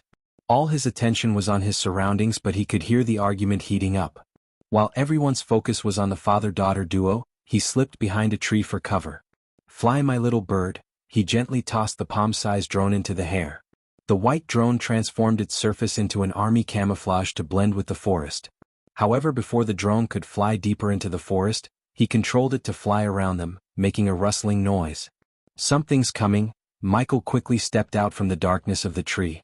H shouted at the team as he had nothing to do with the noise. "Zizi." The noise immediately stopped the arguing. "We're moving." This time everyone followed H, leaving Ross and Maria behind. They didn't think Ross would be dumb enough to stick around burying Jesse. Digging a grave for Jesse at this moment was equal to digging 2 more graves for him and his daughter. "You're coming with me." Ross grabbed Maria by her hand and started moving. She was still stupid enough to struggle, but this time she couldn't escape Ross' hold. Michael followed them behind while the drone kept making noises by flying around them. Looking at the speed they were running, he wished he used the drone earlier, which would have saved them some time. They continued to run as fast as they could. Even after a couple of hours, they never dared to stop. Eventually, after running for so long, Michael heard the sound of water flowing. "The river is closer," H reminded them. "Human, we have a problem." Suddenly he heard Gaia's voice. What she said slowed his pace of running. "What is it?" he whispered. "It wasn't one team hunting for the artifact, it's 2. One group was already dead when I tracked them down." "Where?" The thickness of the trees suddenly declined as they stepped out of the forest to see a beautiful river. "Near a river on the south," Gaia answered, but he already knew the answer. The shore was filled with almost 20 bodies. Their blood painted the golden sandy shore red. What happened here? The sunlight entered in abundance due to the lack of canopy above them. It reflected on the dead bodies and the broken ship parts floating on the river. The team cautiously took steps forward towards the dead bodies. Everyone was on their guard. He wished he sent 3 more drones so one would have surveyed this direction. The drone he sent unfortunately covered the forest quite some distance from this place. After slowly approaching the site, they came to the first dead body on the shore. It was of a middle-aged man. He wore a toga just like the 2 Southerners Michael met on Lars' ship. He wondered what a nobleman was doing in a dangerous place like this. Michael squatted down beside the dead body to study the wounds inflicted on the body. Gaia was right, he wasn't killed by an undead but a human. Looking at the clean cut across his throat, he could tell it was the handiwork of a human. No undead would kill with such precision or leave the body untouched. They were killed by humans. Marcella came to the same conclusion as Michael. Chapter 251, Ross, you need to see this. A few meters away from Michael, Marcella called out for Ross. Underneath her feet, there was a body of a blue-robed youngster. Marcella's face had an unusual frown. Ross causality walked towards Marcella while constantly staring at the surroundings for any surprise attack. Michael closely stared at Ross' face for any expression. Just when he got close to Marcella, dark lines appeared on his forehead. "It's Rowan." From the distance, Michael's lip read Ross. Soon, he saw the others walking towards Marcella and having the same disturbed looks on their faces as Ross. "It must be his team then," said Logan, his eyes squinting at the broken ship parts floating on the river. One by one the team members began to look gloomy. Even with the ship, reaching the center would be a pain. "What are we gonna do now?" Brownie's voice already showed his reluctance to continue the mission. "Then we go with the plan B, go through the forest." H immediately opened his mouth before anyone could ask Ross to back off from the mission. It seemed to Michael that H was more desperate to complete the mission than Ross himself. "It's suicide." Ross however shook his head. They could reach the center through the forest far more quickly than traveling on the river, but it was the powerful undead army living in the forest that made them go with the river. "I agree with Ross. A single panther almost killed us and the deep forest will have hundreds of them, except for Jonah and H." Everyone nodded their heads. Michael on the other hand, although he knew going into the forest might even threaten his life, he wasn't going to abandon the mission like the rest of them. The host should build a raft. "Long time no hear, system." Despite him sitting in the middle of dead bodies, the system's voice put a smile on his face. "I was already thinking that," he thought, looking at the wooden planks, bamboo trees in the forest as well as the ropes around the area. The team who killed Rowan's team was thorough. They not only killed them all but also destroyed the ship they built. Building a ship from scratch was far beyond what Michael could do at his current inventor trait. Even if he had the required level, he needed a blacksmith to complete the ship. Therefore, the best thing he could do was a raft, using the materials around him. While making a blueprint to build the raft in his mind, he controlled the drone to fly ahead, following the river. "Shit!" His mind played him the visuals being captured by the drone. The foxy smile from his face vanished instantly. It was replaced by a stern look. Crocodiles, undead and alive crocodiles. He could count at least 50 full-grown crocodiles swarming the river ahead of them. What made him sweat a cold drop was some of the undead crocodiles were swimming against the river's current, in other words they were coming towards them. "Guys, we can build a raft," Michael almost shouted. He had no time to waste anymore. The other team hunting for the artifact was rushing enough and now he had to deal with these crocs. Using arch energy to fight them might seem like a solution, but he had a feeling the stronger foes are at the temple where the artifact is. Besides, building 2 rafts would not take much time considering his inventor skills. All of their gazes instantly turned towards Michael. Of course, doubt and disbelief of what he just said were written all over their faces. "We have all the necessary materials to build 2 of them. It won't be as comfy as a ship, but it will take us to the center. That of course if you still want to get the job done, you think you can build them?" Jonah's voice contained a doubt yet also a glimmer of hope, just like those brown eyes behind his glasses. "If you guys quit skulking around and help me, I can get the rafts on the water in an hour." Yet again Michael peeked at the corner of his mind to see the crocs. They're the deadliest predators in the world for a reason. Michael couldn't help praising the crocodiles after seeing their speed. The river's current was pretty strong yet they moved so fast and swiftly against the current. "We're in too deep to back off, Ross. I won't turn my back on Johnny." H and Maria tried to convince Ross to move forward with the mission as Michael expected.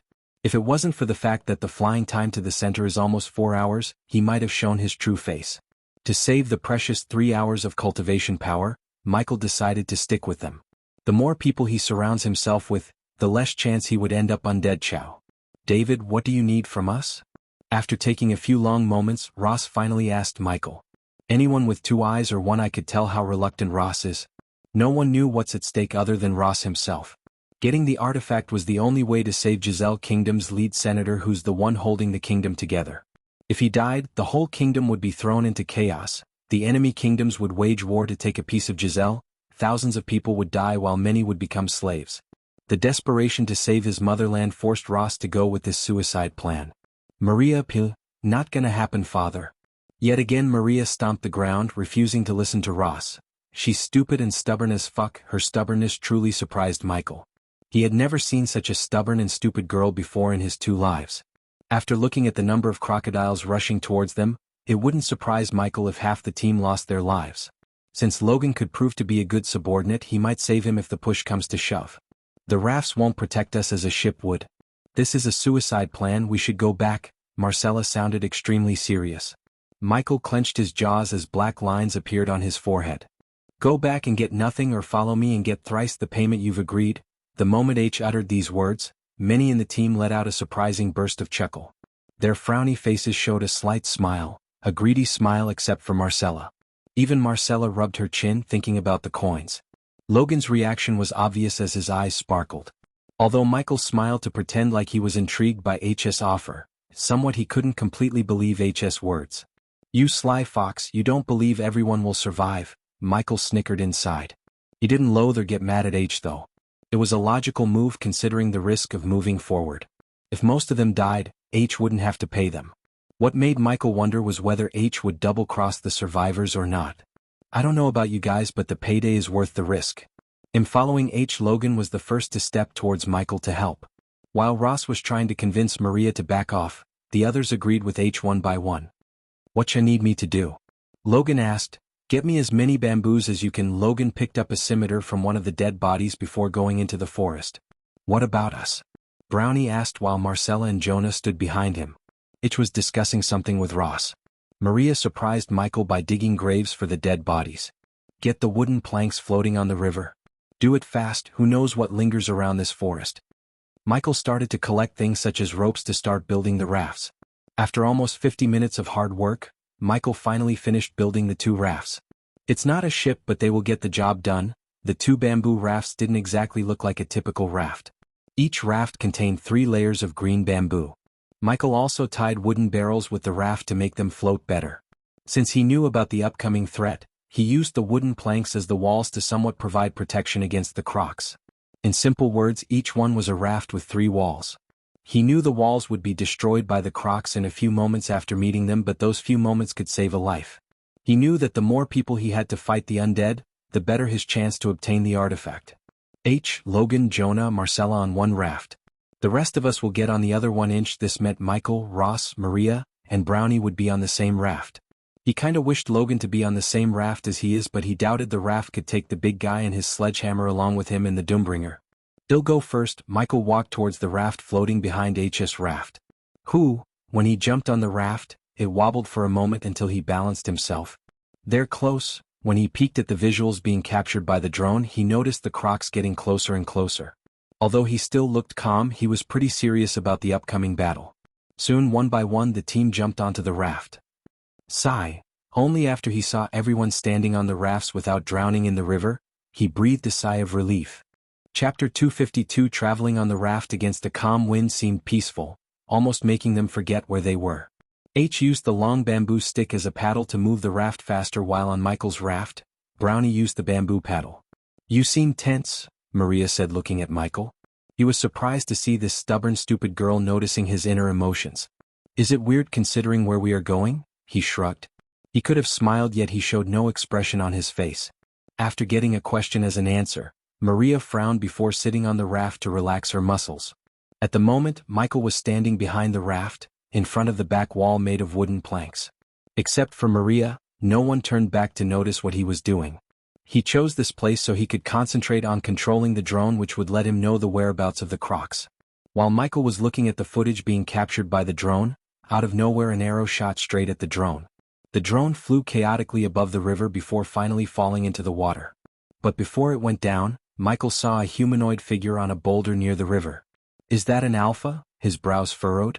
This was another difference he found in the netherals of the southern continent. Back in the northern continent, a netheral bite wouldn't turn a cultivator into a netheral. It was the exact opposite here. It was obviously the lack of arch energy in the people's bodies here. If Jesse was a cultivator and had arch energy running through his energy veins, he wouldn't have turned into a netheral or undead. As he learned recently, the alphas were stronger and intelligent undeads who possessed intellectual equal to a human. In other words, alphas were perfect killing machines. After the alpha undead shot down his drone, he had no way of knowing the crocs' whereabouts or how far the undeads from their current position were. Michael put the Doombringer on his shoulder, preparing himself for the upcoming battle. "Guys, I feel like something's heading in our way. You might want to put your guard up," Michael warned everyone on the raft. For a few moments, Ross gawked at him doubtfully, but ultimately Ross nodded. For a few more minutes, he heard only the sound of the river's flow, the birds chirping as well as the creaking noises produced by the rafts. It was until he started to hear the ear-piercing scream, which was followed by growling noises of countless undeads. "Watch out!" Logan shouted from his raft. Michael peeked through the wall's holes to see either side of the river is getting swarmed by humanoid undeads and undead beasts. Grah! Jarr! Eek! Various terrifying noises came from all around them. "Move, move, move!" Shouted as the first raft began to move faster. The undead standing on the shore swarmed into the river, hoping to catch them mindlessly, only to get stormed by the river current. Many beast undeads drowned instantly. "Fuck crocodiles." Yet again Logan warned them with a shout, but Michael and everyone on his raft could see the army of crocodiles swimming towards them with their jaws wide open. There's no way the host could get past those crocs without using your cultivation powers. Even the system couldn't stay silent looking at the crocs swarming the river ahead of them. He could use Wind Blast to blast the crocs away. Given the current situation, it seemed to be the only logical move.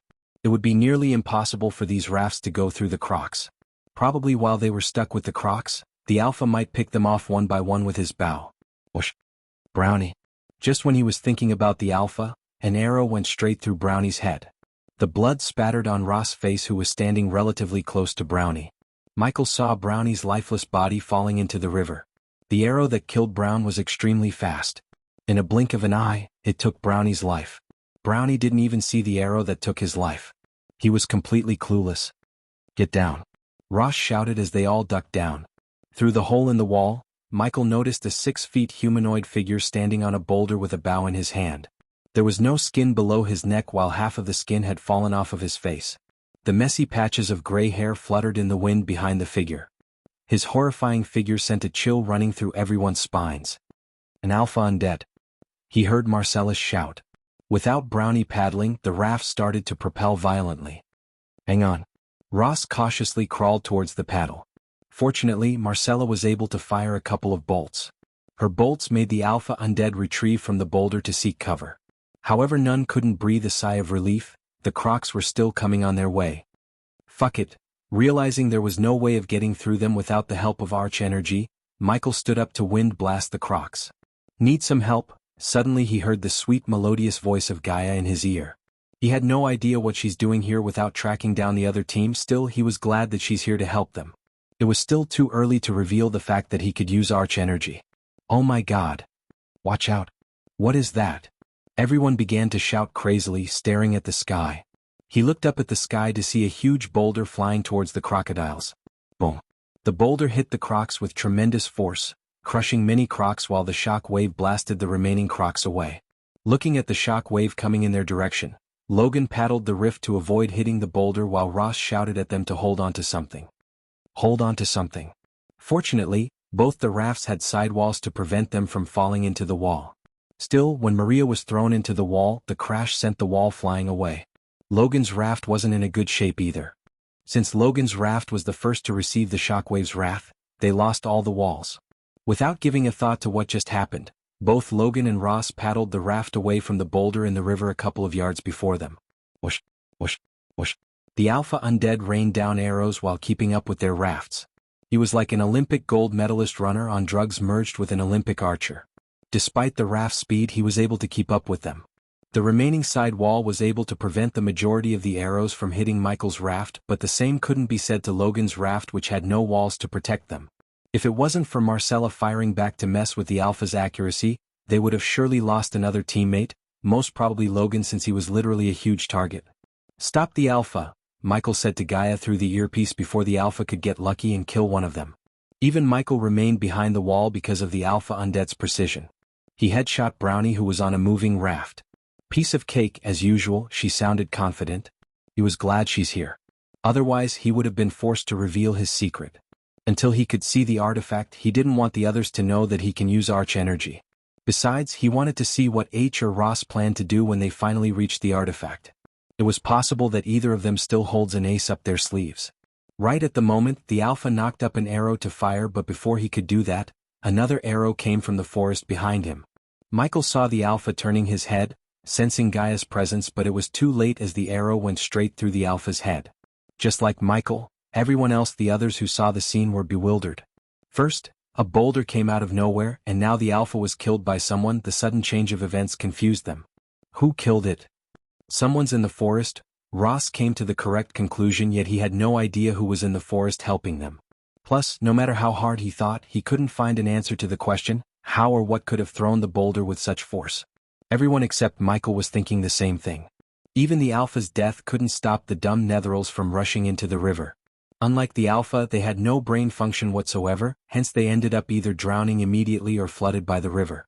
They were not a threat, not at all.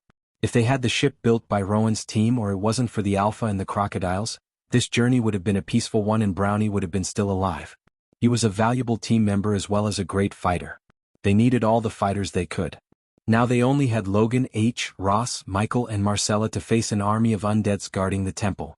There are still some alphas heading your way, let me take care of them, Gaia said.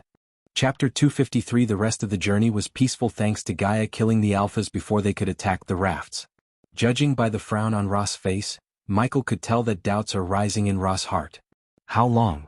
Michael asked Ross. He held the paddle bamboo in one hand and the map in the other. For a few moments he just studied the surroundings. If everything goes smooth, we'll reach the center in 3 hours. As far as he remembered, the river was running through the island center, which meant they could reach the artifact sooner than later. The sooner he gets the artifact, the sooner he could return to dominate the southern continent as well as meet his new demon subordinate. Are you hearing that? Maria asked after everyone started to hear a faint humming noise. It was very faint, yet one could hear it if focused enough. Gradually HS raft moved towards the shore as Ross paddled the raft to follow them to the shore. It's good to be on the land. Logan let out a heavy sigh of relief. Even Michael felt relieved to step out of the raft. Follow my lead. Ross took the lead into the dark forest. The forest looked ancient with giant trees and lush vegetation on the ground. Apart from the faint humming noise, only the croaking of the frogs, the gurgling croak of ravens as well as trees rustling could be heard. The air reeks. Logan twitched his nose. He was right, the air did reek of rotten flesh. Keep your guards up. It was not like they dropped their guards, yet they focused more on the surroundings after hearing Ross. Every single one of them took the next step with utmost caution. Even H, who seemed to be in the rush to get the artifact, walked slower. The lush forest made following Ross difficult. In the distance they could hear the thunderclaps. Pushing the foliage away, Michael and Logan followed the team behind. Without uttering a single word, they kept walking. They kept walking as the faint humming noise began to sound louder and louder. Michael used his environmental scanning senses to scan for any undeads, yet he found nothing. It was surprisingly unusual. Although there were no undeads nearby, he couldn't shake the eerie feeling. Except for the humming noise, there was no sound, not even a chirp of a bird. After an hour of walking, the thick forest seemed to decline. They could see the light coming through the forest a few hundred meters ahead of them. In getting closer, Michael's instincts told him that the artifact is nearby. He could vaguely feel a tremendous amount of energy coming from ahead of him. When they finally stepped out of the thick forest, they were welcomed by a huge surprise. Holy fuck! Logan's jaws dropped just like the rest of them. What they saw was a pyramid, a miniature-sized pyramid surrounded by an army of undeads and trees. It was at least 50 feet tall and 30 feet wide. Instead of sandstones, this pyramid was built using a grayish stone that gave the pyramid a dark look. What is this place? Logan asked as his eyes widened in shock. The question should be, how do we reach the inside? Still, H's focus was on the artifact, not on the pyramid. He had the least surprised look on his face. Even Michael was stunned by this wonder, but not H. The system is sensing strong first energy fluctuations. First energy? Do you think I can use it through Energy Devourer? Since your body and soul endured the first energy before, you'll be able to use the first energy with no problem. Awesome, his face brightened. When he first sucked in the first energy, he was able to get from the body strengthening stage to the core formation stage in one go. Luckily, he was again presented with the first energy source. What is this artifact? He wondered. The artifact never ceased to amaze him. Look over there, Jonah pointed at the other side of the pyramid as they vaguely saw a rope bridge connecting to the pyramid's top from the cliff on the other side. If they walked carefully through the edge, they could reach the other side without alerting the undeads. Hey, is it me, or do these undeads look weird? Logan looked down on the undeads from the cliff. They are hibernating, Jonah said, lifting his glasses up. Michael heard about this phenomenon from Dalar. It was like when the Netherals had nothing to attack in the vicinity, they would enter into a state that could be compared to humans sleeping. Until they could sense prey, they would remain in this state. Hibernating? What does that mean? Logan scratched the back of his head. You can think of it as an undead version of sleeping. H quickly interfered before Jonah could start a lecture about undeads. Carefully looking at the undeads beneath them, they began to move towards the other side. The rope bridge looked ancient, missing many wooden steps, yet it was their best hope to reach the pyramid. Human, have you reached the rope bridge yet? Yet again he heard Gaia's voice. They'll cover your backs. Michael let Logan and the team go first so he could talk to Gaia without them noticing. They didn't suspect him much as they had bigger things to worry about. While they were moving forward, he slowed down, putting some distance from them. Not yet, where are you? Keeping the other team from reaching the rope bridge. Since you've seen the army of undeads down there, you know what would happen if they smell blood in the air or any screams. Good call, we should not wake them up as long as we could, he whispered. How are you slowing them down? I may or may not have put some bloody flux into their meals. Her voice contained a sliver of devilishness. So you keep a bloody flux potion with you, huh? Of course I do, and you better watch yourself, human, she chuckled before cutting the connection. The bloody flux was a potion that would cause diarrhea. The fact she had a bloody flux potion with her didn't surprise Michael very much. Anyways, he was glad that her potion was able to slow down the other team. If they were affected by the bloody flux potion, he knew their combat skills would hit low, and even if they did try to fight them, which was very unlikely considering the hibernating undeads, Michael's team would have an easy time dealing with them. While they were walking on the edge, every single one of them did their best not to kick any pebbles down at the undeads. It was evident that if they woke one undead up, the whole army would wake up. It took them half an hour to reach the cliff on the other side. Except for Michael, none of them knew that the other team was hiding in the forest behind them. They are coming. Michael sensed the other team moving towards them with the help of the environmental scanning. Their movements were slow, probably due to the bloody flux. In a few minutes, Michael's team heard a voice coming from the forest. They quickly unsheathed their weapons. Stop. One by one, the other team members walked out from the forest's darkness. They wore gray hooded robes covering every part of their body, Even their eyes were covered by a black transparent cloth. However, the one who walked out from the forest last didn't wear similar clothes. He just wore black armor protecting his torso and brown leather breeches with black boots. His short golden hair was messy and his face was pale. "Johnny!" The moment Maria saw the young man, she almost shouted. Everyone's eyes widened in shock. Maria leaped at the young man, embracing him like there's no tomorrow. "Maria!" The young man hugged her back. "I found you." Maria buried her head into his chest, ignoring her father's gaze. Michael noticed the black lines appearing on Ross' forehead. Johnny lifted her face slowly. Just when he was about to lock his lips with hers, Ross opened his mouth. "What are you doing here?" "I could ask the same." Johnny sounded like he was too weak to speak. They all noticed this, but only Michael knew the reason. He also felt pity for these guys because it would have been damn hard for them to disrobe to let whatever inside them out. "Did you kill them?" Ross asked. His voice may not have shown the killing intent, but his eyes did. "Kill who?" "Father," Maria tried to butt in, yet Ross' gaze was fixed on Mariah's boyfriend. Johnny creased his brows, looking confused. "We didn't kill anyone." Johnny shook his head. "It was them who killed Rowan's team," yet Johnny said otherwise. Michael knew either Johnny's lying, which was probably the case, or the cloaked figures killed them without Johnny's knowledge. "It's obvious you reached this place before us, but what are you still doing here without going into the temple?" Itch asked. A hint of anger and embarrassment emerged in Johnny's eyes. "We encountered a setback, that's all you need to know. Now, are you going to keep interrogating me or work together to enter the temple?" H stared at Johnny for a few moments before nodding at the team to lower their weapons. "I have my eyes on you, kid," H said in a serious tone. Johnny did not react, but Maria gave H a death glare which H just ignored. After this temporary truce, all of their focus turned towards the rope bridge in front of them. Michael could feel the intense energy coming from the pyramid. Finally, this is coming an end. Chapter 254. H and Ross nodded at Johnny, wordlessly agreeing with him to stroll over the bridge without wasting any time. Michael walked over to the bridge to see the rope bridge's integrity. The bridge looked ancient, in which the deck of the bridge lied on two parallel load-bearing ropes that were anchored at either end. They had no towers or piers. Some of the wooden planks were missing, while some looked rotten due to old age.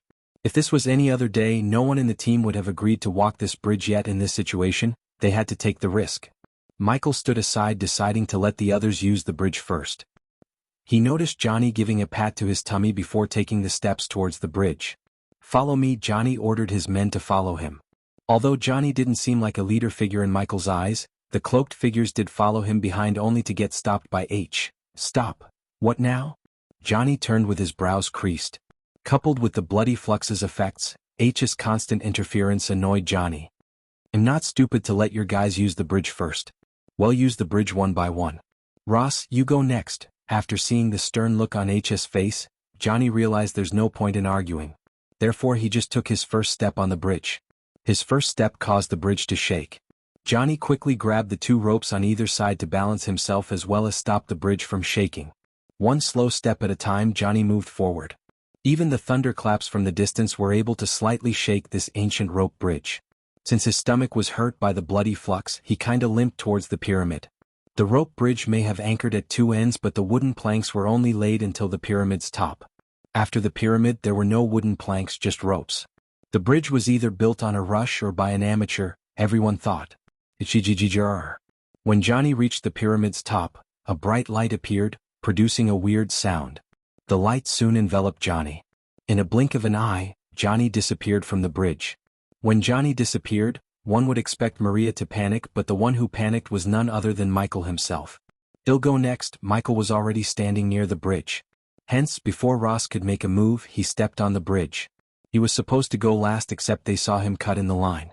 Not only Ross, but every single one of them was shocked. Yet they were unable to shout or do anything to stop him. "Careful," Logan almost shouted when he saw the bridge violently shake. The bridge looked like it could barely take on a walking passenger, but David was running on the ancient bridge. They were afraid of him collapsing the bridge, or worse, waking up the undead army below them. Michael completely ignored their fears. Ketchup. The same blue light that enveloped Johnny appeared again to envelop Michael. The brightness made him close his eyes for a moment. The next moment, he felt light as a warmth feeling overwhelmed him. When he opened his eyes, he was standing in an empty hall. The walls and floor were made of some kind of dark navy blue stone. Everywhere he turned, he only saw blue walls. That was it. "Where's Ross?" Johnny asked, but Michael ignored him completely. System, where's the artifact? Scanning the area. The artifact is directly below the hall's center. Michael heaved a sigh of relief after hearing the system. At least he was sure of the artifact's existence.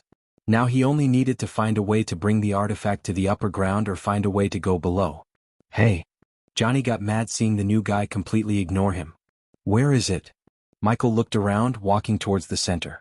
He was searching for some kind of mechanism like in the games to activate something. Welcome, Lord Lucifer. The moment he reached the center, the ground lit up. He was standing on a gigantic magical rune that started to rotate. Various magical symbols appeared from the thin air. They all floated around Michael. What's happening? Johnny was staring at the ground as well as the floating symbols with a bewildered face. Lucifer. Michael's jaw slightly dropped, recalling how the pyramid called him. It was a robotic voice, yet it sounded utmost respectful when it spoke his name. Is this place might be another safe hold of the Order of the Death? He questioned himself while staring at the rune below him. He waited for something to happen, completely ignoring Johnny or the cloaked figure who just appeared in the hall. Holy gods! Johnny saw the cloaked figure dropping to the ground, worshipping the flying symbols. After the cloaked figure appeared, someone from Ross' team or Ross himself was supposed to appear. Yet the one who entered the hall was another cloaked figure. You idiots! The moment the cloaked figure saw Michael standing on the runic circle, he shouted at Johnny and the one who was worshipping the glowing runes. Crick! Johnny was about to take a step forward when the entire hall trembled. Soon afterward, a long tube containing a pitch-black orb on top emerged from the ground before Michael. Stop him! Yet again the cloaked figure screamed as his voice was full of panic rather than anger. Is this the artifact? Michael felt an immense amount of pressure being radiated from the orb in front of him. The orb was neither too big nor too small, rather it was the size of any typical glass orbs used by oracles or fortune-tellers. Energy Devourer activated. Warning, too much first energy. Warning. Host should immediately enter into a hibernation state. Energy Devourer reactivated. Does the host wish to unlock the artifact? His mind was filled with warning sounds, yet it couldn't make Michael back off from getting the artifact. Yes, Johnny and the two cloaked figures tried to reach Michael, except an invisible force stopped them from doing so. We cannot let him take that, the cloaked figure who previously worshipped the runes shouted. The other cloaked figure turned back to see Ross appear. Use it. Johnny saw the cloaked figure who appeared second taking out a red brick with silver wires coiled around it. Johnny immediately recognized it. The red brick was a powerful explosive used by the Church of Modin. Wait, Johnny tried to stop, but the cloaked figure was swift. He placed the brick as close as possible to Michael, fiddling with the wires coiled around the brick for a bit. Run! The cloaked figures screamed before running as fast as they could from the red brick. Since Johnny knew about the explosive brick, he too ran behind them to the hall's far corner. Fortunately, the light teleported everyone to the far corner, so Ross never had to run. Staring at the glowing runes and the trio running away, Ross had too many questions in his mind. The red brick began to vibrate while its surface emitted a cloud of black smoke. In a blink of an eye, the cloud of black smoke transformed into a red-hot flame. Boom! The red brick exploded with an immense amount of force. The explosion created a bright light that made everyone close their eyes. The entire hall trembled as stone pieces from the ceiling crumbled down on them. When they opened their eyes, they saw the glowing runes flicker before completely disappearing from the hall. The artifact! The two cloaked figures shouted in joy, seeing the black orb rolling on the ground where Michael was standing a moment ago. The cloaked figures completely ignored the body lying on the ground a few meters away from the orb. It was Michael. He laid on the ground face down. Puffs of smoke kept emerging from his charred clothes as well as some of his body parts. Johnny Ross turned back and saw his daughter appear. Poch! Poch! While his gaze was on Maria, he heard a familiar sound appear from the other side. He would recognize this sound in his sleep, the sound of a blade piercing a body. He immediately turned back to see the two cloaked figures lying on the ground, blood gushing out from their back. Standing beside their bodies, Johnny picked up the orb on the ground. He held the orb in one hand while a bloody dagger in his other hand. It's mine. Ross saw an evil grin appear on Johnny's pale face. Although Ross had a bad feeling about Johnny, he never imagined him backstab two people in cold blood. When Johnny turned his murderous glance at Maria, a chill ran through Ross' spine. He quickly stepped in front of Maria, shielding her with his body. Considering Ross had little to no idea about Johnny's real combat ability or the artifact's power, he feared for his daughter's life. Stay back, Ross said in a grave voice. The last thing he wanted was his daughter to become collateral damage in the fight between him and Johnny. While he was shielding his daughter, H and the others appeared in the hall one by one. Seeing the 3 dead bodies, H immediately unsheathed his sword. Except for the remaining cloaked figures in the hall, everyone raised their weapon at Johnny. What happened here? Who killed them? Finally one of the cloaked figures unsheathed his dagger. Because Johnny was standing so besides the dead bodies, they naturally suspected Johnny and they were right. Chapter 255, Is that David? Logan stuttered, staring at the body a couple of meters away from Johnny. His muscles went rigid in shock. He never thought David would die while Jonah, who had no knack for the battle, is alive. What happened before they arrived here was still a mystery to Logan, but he was sure that Johnny or that 2 cloaked figures could have killed David unless they had used some crooked means. They tried to take what's mine, so I killed them, Johnny nonchalantly said while fiddling with the orb in his hand. He tried to figure out a way to activate the orb. You murderer. After hearing these words from Johnny, the cloaked figures lost their composure as they rushed at Johnny with no hesitation. At the same time they moved, Ross felt a gust of wind passing against his back. Poch, poch, poch, poch. Everyone saw 4 heads rolling on the floor as the headless bodies walked around clumsily, spraying blood all over the place before falling to the ground. The beheadings happened so quickly. None of them clearly saw the killer during the killings. They realized who killed them only after the 4 heads left their bodies.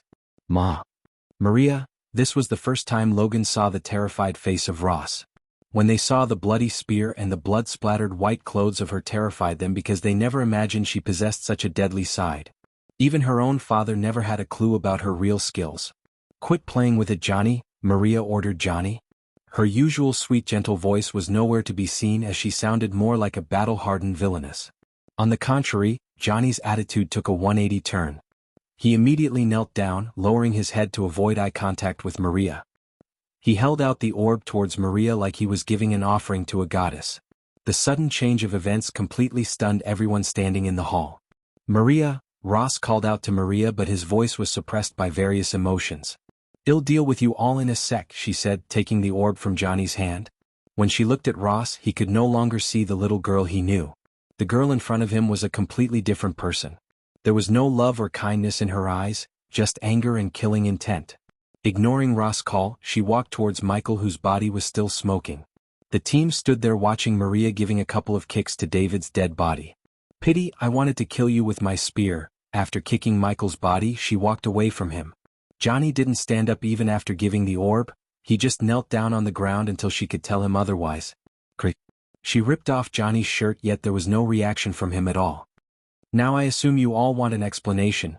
Maria didn't even look at Ross or anyone but began to clean the blood from the artifact using Johnny's shirt. She then put the orb in her satchel hanging on her waist. You're all gonna die anyway, so it doesn't hurt to tell you, Ross. Although the skills she displayed could make her on par with a highly trained Spartan or a gladiator, H still believed he could defeat her with the help of the team. He knew that Marcella attacked her from a distance and he and Logan flanking her from either side would definitely lead the way to beat Maria. Johnny was a variable, but H believed Ross would take him down if push comes to shove. But first, even if Ross didn't want to fight with them, H wanted Ross to stay out of their way when they fought Maria. If he tried to protect his daughter again, this fight would get complicated or simply result in H's defeat. I need to know what she has to tell. Ross slightly raised his hand, stopping H from doing anything. It's simple actually. Giselle Kingdom took the one thing that meant everything to me, so I'm gonna destroy it and kill all those senator scumbags with this. She tapped the satchel. Her murderous grin showed them that she's very serious about this plan. It was my fault, Maria, said Ross. His eyes were full of regret. Anyone could tell he's telling the truth. That's why you're gonna die too. You always put your duties to the kingdom first. That was why you brought an undead to our home. Her murderous voice echoed through the empty halls. After they heard her, they gawked at Ross in disbelief. It was Ross' greatest regret. To the outside world, Ross' wife died of an unknown disease, except she wasn't. It was Ross who killed her after the undead he brought home bit her. In the southern continent, it was strictly forbidden for any kingdom to bring undeads to the mainland from the undead island. All the senates and a few kings in the continent took the decisions together. Nonetheless, 5 years ago, the Senate and the scholars of Giselle conducted a secret operation to bring in undead from the island for experiments.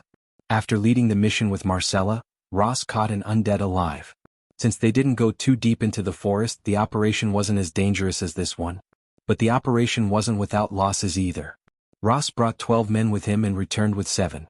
If the safe house they decided to use hadn't caught on fire, the operation would have ended with only 7 casualties. Due to the complications and the Senate's trust in Ross, they put the undead in the cellar below Ross' home. Since it was supposed to be one day, Ross reluctantly agreed to the plan. At that time he never thought his wife would go to the cellar to pick up a wine bottle for him.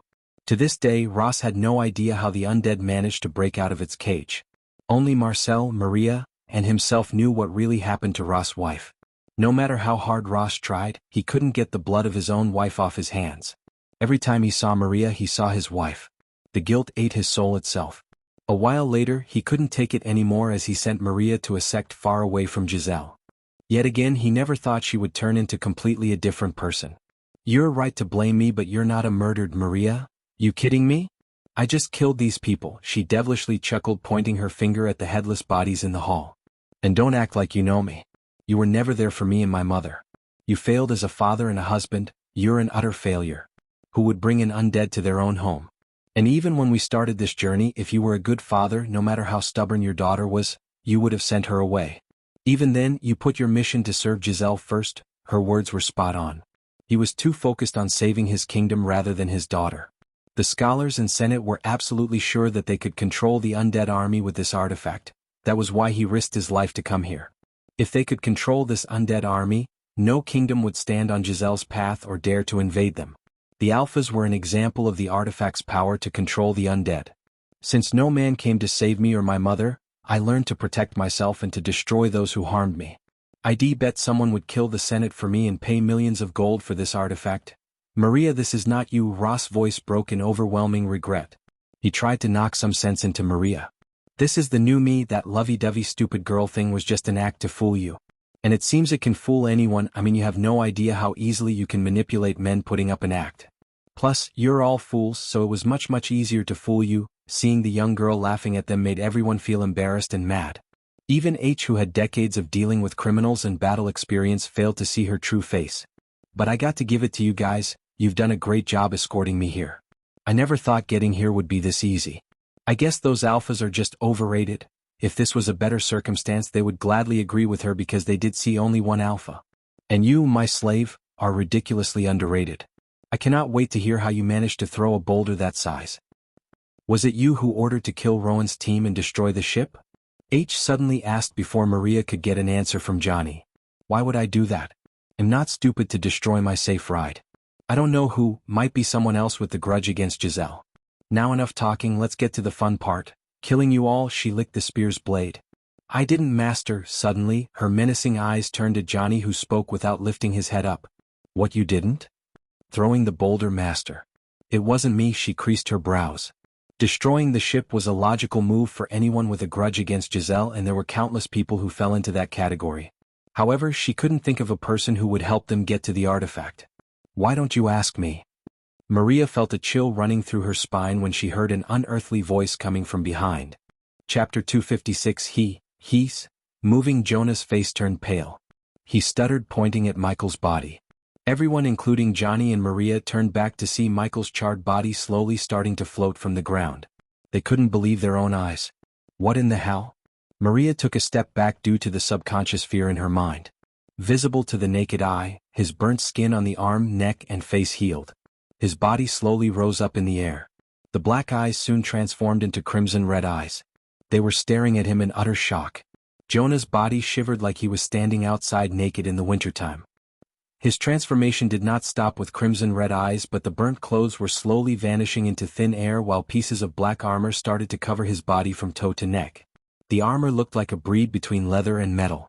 Up to his neck, no place on his body was left alone, the armor covered every inch of it. This was the first time Michael wore Lucifer armor without the cloak and mask. Logan was the tallest one in the group, who stood at 6 feet 7 inches, yet the transformation made Michael an inch taller than Logan himself. After the armor was completely set on his body, they saw dark smoke being radiated from his body. Soon afterward, his eyes ignited with dark red fire. These people were somewhat lucky to witness the Dark Lord's first evolution. It can't be, you were dead," Maria stuttered in fear. Not only her but everyone began to fear him because of the fear toxin in the air. Even if there wasn't any fear toxin in the air, they would have reacted the same way. They had never seen someone fly or heal this fast in the southern continent. It was clear as a day that he's using magic, except they had no idea how. Don't! When Maria saw him moves forward towards her in the air, she shouted, taking out the orb from her satchel. She applied pressure to the orb as it began to produce creaking sounds. "I'll destroy it," she threatened Michael with the artifact. "What makes you think I care?" He just raised his finger. The next moment, a bolt of a golden lightning bolt shot towards the orb from his fingertip. The orb shattered by the lightning bolt into countless pieces. How are you doing this?" Jonah stuttered while the others began to question their sanity. "Magic? Impossible." Michael stopped releasing the fear toxin into the air. He knew the display of spell casting would keep them afraid. Even he himself didn't know the complete extent of his new powers. He was now at the core formation level 8. The system put his body into hibernation so he could absorb most of the first energy radiated by the artifact. Although his body was put into hibernation, he heard everything Maria said.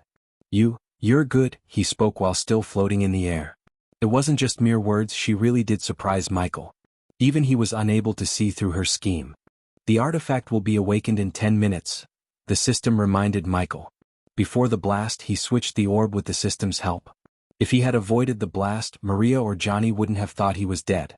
Then they might have killed him for real, as he was unable to move a muscle during the hibernation process.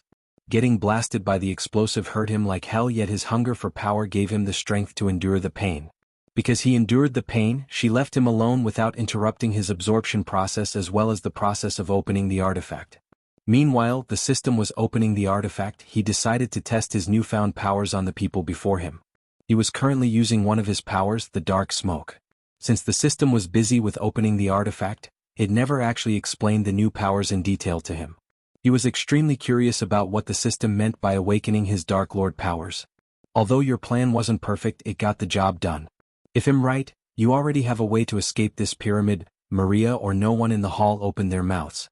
They were either too scared or shocked to speak. "I'll let you live if you kneel down and swear your loyalty to me." He almost felt bad for killing them, so he decided to offer them a choice to save themselves. Not that he expected any of them to kneel down, still he gave them a choice. "Since even daughters want you dead, I'll give you 3 seconds to make a choice." Whoosh! Suddenly an arrow shot towards Michael from Marcella's crossbow. Rude, he caught the crossbow bolt easily before it could reach him. Wind blast! A gust of wind shot from Michael's hand blasted away the entire group into the wall behind them. They all collided with the wall before dropping to the ground. Jonah completely lost his consciousness after the collision. He remained on the ground without moving a muscle. "Your time's up to Ross." Maria saw the same golden lightning bolt that destroyed the artifact being fired at her father. The lightning bolt went straight between Ross' eyes, creating almost an inch-wide radius hole in his forehead. "No!" Marcella screamed, looking at the blood gushing out of Ross' head. His eyes remained open, staring at Michael with utter shock. "Murderer, I'll kill you." Marcella tried to pick her crossbow frantically. Because he stopped emitting fear toxin into the air, they somewhat gained the courage to fight back, partially due to the adrenaline.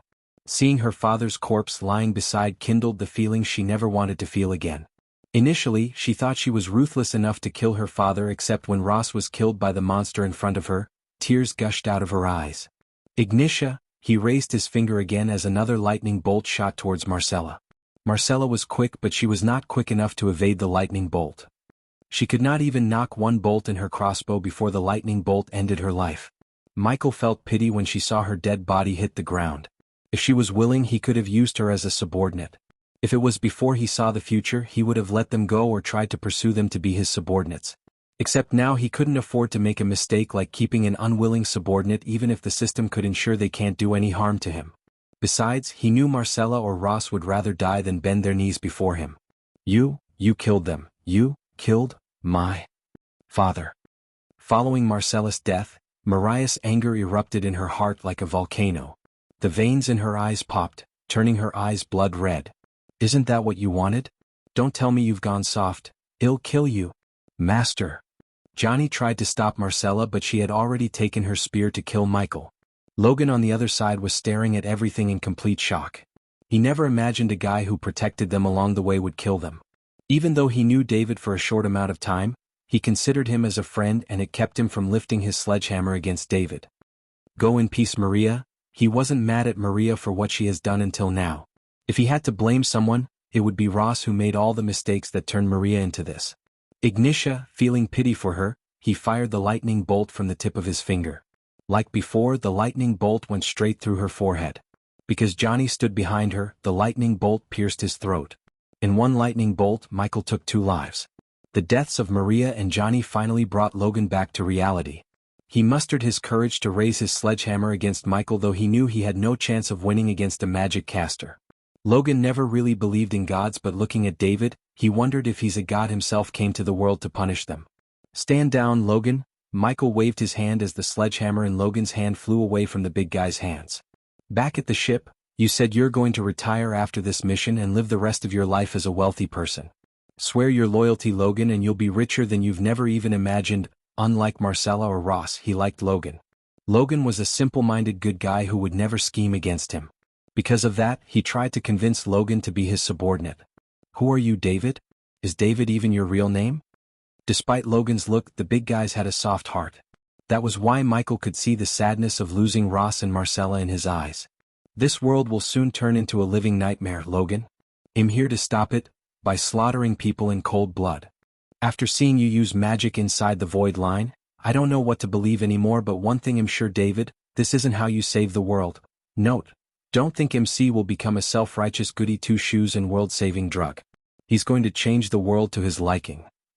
Chapter 257, You think this world doesn't need saving?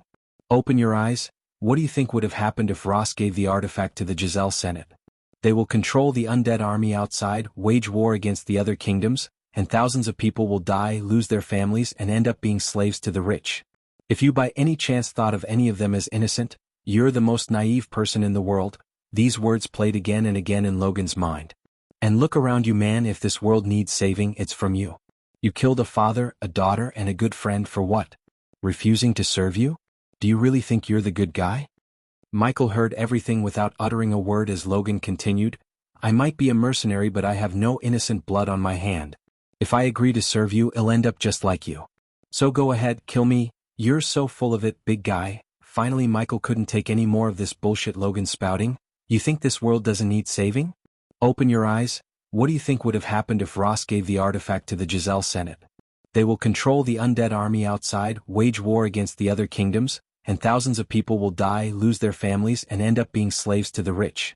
If you by any chance thought of any of them as innocent, you're the most naive person in the world. Logan stared at the dead bodies around them. Deep down, he knew no one here is innocent. One day you'll realize that the good guys aren't enough to save the world. Michael activated the lightning dash, appearing in front of Logan within a snap of time.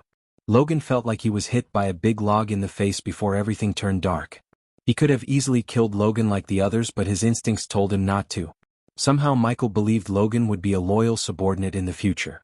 After knocking Logan down, his gaze turned to H, who was staring at him with a pale face. Jonah was still unconscious. What about you, H? Do you want to serve me or die? Sparks of lightning danced around his fingers. Looking at the lightning sparks, H shivered. I'll serve you, my lord. This was the first time Michael saw overwhelming fear in H's face. Even when they were facing deadly odds, he never lost the courage, yet the fear toxin and the power he displayed broke H's courage completely. Michael was glad of H's choice because people like him are easier to keep on the leash rather than people like Ross who chose death rather than bending his knees. What's your real name? Michael floated slowly towards H. Hey. Heinberg, my lord, he stuttered without looking him in the eyes. Are you willing to be my subordinate, Heinberg? Michael doubted the system would accept him as a subordinate because Heinberg was basically forced to swear his loyalty. It was either bending his knees or death, and Heinberg chose to bend the knee. Yes. Yes, my lord. He quickly sat in front of him on one knee, swearing his loyalty. Warning. The target cannot be forced to be the host's subordinate. The system recommends a different way to make the target swears his loyalty towards the host. Just as he expected, the system threw him a couple of warning messages. Previously, when he was recruiting someone to be his subordinate, he used a stick and carrot method, except now where he only gave them the stick, not the carrot. He doesn't need to be registered with you, system. He ignored the system's messages. In the southern continent, he was like a god. He doubted Heinberg would be stupid enough to betray him. If Michael wanted, he could destroy the Giselle Kingdom or any kingdom in the southern continent in a couple of days.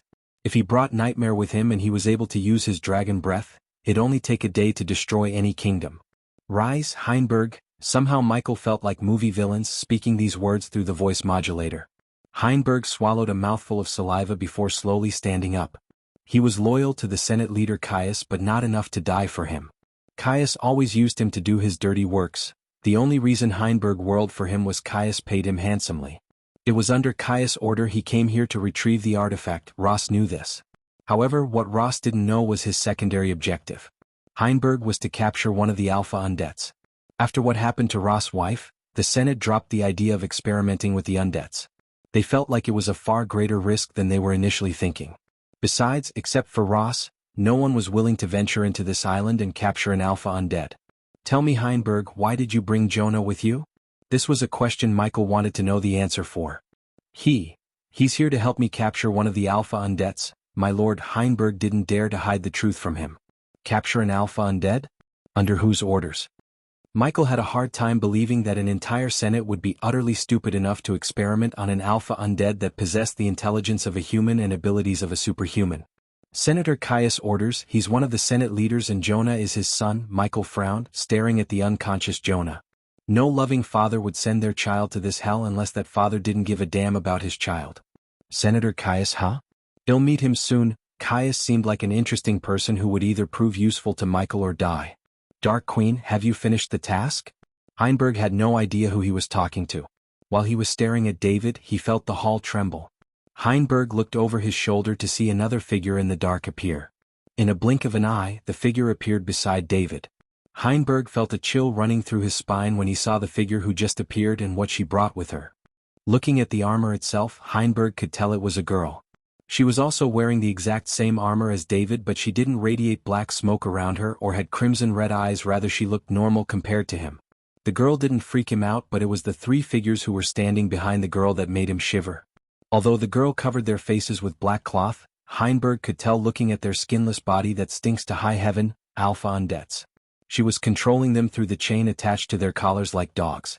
The Alpha Undead rattled the chains violently, yet they could never escape. Heinberg took several steps back when one of the Alpha Undead reached its hand out to scratch him. Dalar will have a time of his life with them, Michael said while Gaia stared at Heinberg and the dead bodies around them.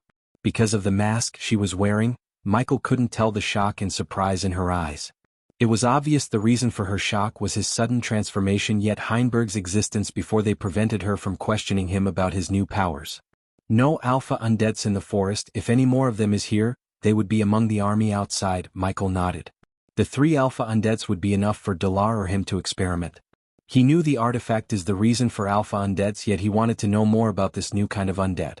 However, unlike Caius, he was not going to bring the undeads to the dark forest but planning to bring Dalar to the southern continent. Did you get it? Her curiosity got the better of her as she asked him about the artifact. She gawked around to see it, but she couldn't find anything except dead bodies and weapons. Heinberg too wanted to see what kind of artifact they sent them to get. Michael tapped his chest. It's here, we'll talk about it on the ship. Gaia nodded, controlling her curiosity. Heinberg, wake, tie him up with this. Michael threw ropes at Heinberg, looking at Jonah. He still hasn't found out what to do with Jianghu, but it was unnecessary to kill Jonah until he knew more about Jonah's ability. Heinberg stared at Logan, asking what to do with them wordlessly. Tie him up too. Heinberg wondered why he didn't kill Logan. The person in front of him obviously wasn't much of a kind-hearted guy. Otherwise he wouldn't have killed Ross and everyone in cold blood. Heinberg couldn't help but question why he spared Logan. One thing was sure for Heinberg, he was planning something with the big guy. After Heinberg stepped back to tie Jonah and Logan up, Gaia began to stare at Michael from top to bottom. The black smoke kinda looked scary to her. Plus, the crimson eyes made him look like some kind of an evil god. Awesome, teach me the tricks too, she whispered. Her eyes sparkled behind the mask. Artifact is ready to open. The system recommends the host send Heinberg away before opening the artifact. A smile emerged on his face as the time to see the artifact had finally come. Chapter 258. Because of the system's warning, Michael reluctantly decided to wait before opening the artifact. What are we gonna do with those bodies? While Heinberg was tying up Jonah and Logan, she asked about the dead bodies. Well, give them a proper burial, they deserve it. He was not a monster to let the bodies rot or throw the bodies to the undead army outside. "What do you think about this place?" Michael asked Gaia. It wasn't anything fancy, just a gigantic empty hall surrounded by old walls. "If you think about making this place our base in the southern continent, I have no objection. In fact, I was thinking the same. The pyramid has nature's protection like the rainforest and the ocean surrounding the island. Also, we have an undead army standing outside protecting from everything." She spoke what he had in his mind. Yet he wanted to tell her something. This place was built by the Order of the Death. Behind her mask, her brows arched up in surprise. "The same guys who built the Abyssal?" "Yeah, when I entered this place first, this building or something talked. It said, 'Welcome Lord Lucifer.'" "Are you sure?" "Pretty sure. I haven't heard the voice after that. Well, for dead guys they'd been pretty helpful for us. First, they gave us the Abyssal and now they had given us this pyramid." She was pretty happy with the place. Without using arch energy, it would be nearly impossible for someone to reach this place. If they destroyed the rope bridge outside, no one in this world could get inside unless someone could fly to the top of the pyramid and activate the teleporting light. Thinking about the teleporting light, she remembered something else. Hey, if they built this place they would have left something to control the teleporting light, right? "What about the artifact? Take it out, I want to see it." She shook him by his elbow in curiosity. "Contain your curious snake. Well, open it when we're alone." He gave a gentle knock on her head.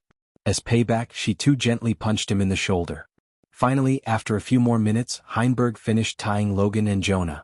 He dragged the two of them to Michael. Logan's face was swollen on the place where he received Michael's punch. Jonah on the other hand received no punches, yet he completely lost his consciousness simply due to the overwhelming fear stimulated by the fear toxin he inhaled. With the bodies tied up, he still had one more thing to take care of. He flew towards the wall in front of him as he heard the system's voice in his head. "Does the host wish to mark this place for runic teleportation?" Yep. A golden L symbol appeared on the wall before disappearing out of sight. Now that he had taken care of the teleportation, he came back to Heinberg. "Heinberg, hold on to them." He barely understood his words before he saw David raise his hand. Suddenly he was lifted by an invisible force. His body jerked, but he was able to balance himself by holding onto the unconscious bodies of Jonah and Logan. Heinberg looked over his shoulder while being lifted into the air to see the dead bodies also being lifted into the air. "I'm flying," Heinberg mumbled. This was the first time he had experienced something like this. When they reached the top, the light appeared from the very top of the pyramid. Like before, the light enveloped them. The light disappeared as they appeared on the rope bridge. The sunlight has completely disappeared, but the moon provided gentle yet beautiful light along with sparkling stars. For a few moments, Michael just stared at the moonlit sky as it soothed his soul. The sky had millions of stars, sparkling in various colors. The distant Milky Ways added extra charm to the dark blue sky. In his focus on the sky, he overlooked the silent reaper docked in the sea in the distance. "Where's the east?" "This world, it's beautiful, isn't it?" he asked, still staring at the sky. It wasn't as he had never seen such sights back on Earth, it's that something about this world that made even simple sights artistic and divine. "Yes, my lord," the sight really made him agree with David wholeheartedly. Previously he heard some people who traveled on flying ships boast about views. At that time he simply thought they were boasting about their flying ship trip, though now, experiencing the view himself, he realized they weren't just bragging but telling the truth. Heinberg pointed in the opposite direction to where they came from. Soon Heinberg began to float again in the air. He went higher and higher as he was able to see a black ship. The sails of the ship were up, meaning the ship was docked. He felt pity for the group who's coming for the artifact or the glory of killing the undeads. However, even from a distance Heinberg could tell the ship wasn't just a merchant ship, it looked like a warship. "The world will be more beautiful when we rule it." His heart skipped a beat after the girl spoke these words. If someone had spoken the same words, he would have laughed it off, but these two could really bring down the entire southern continent in a few days as far as he knew. "That's the plan." He nodded before continuing his journey towards the east where the Silent Reaper is waiting for them. They flew above the army of undead and the ocean of trees before landing on a small mountain peak. From the peak they could clearly see the ocean and the Silent Reaper. A small portion of the cliff was barren without any trees, and he chose this place to be their graves. "Bury them here." He quickly entered the system store to buy a shovel and 2 knockout potions. "Fear not, there aren't any undeads near you." He threw the shovel at Heinberg as he took off from the cliff with Gaia, leaving Heinberg with the dead bodies while he took Jonah and Logan with him. "I can see the point in sparing the big guy, but why did you spare him?"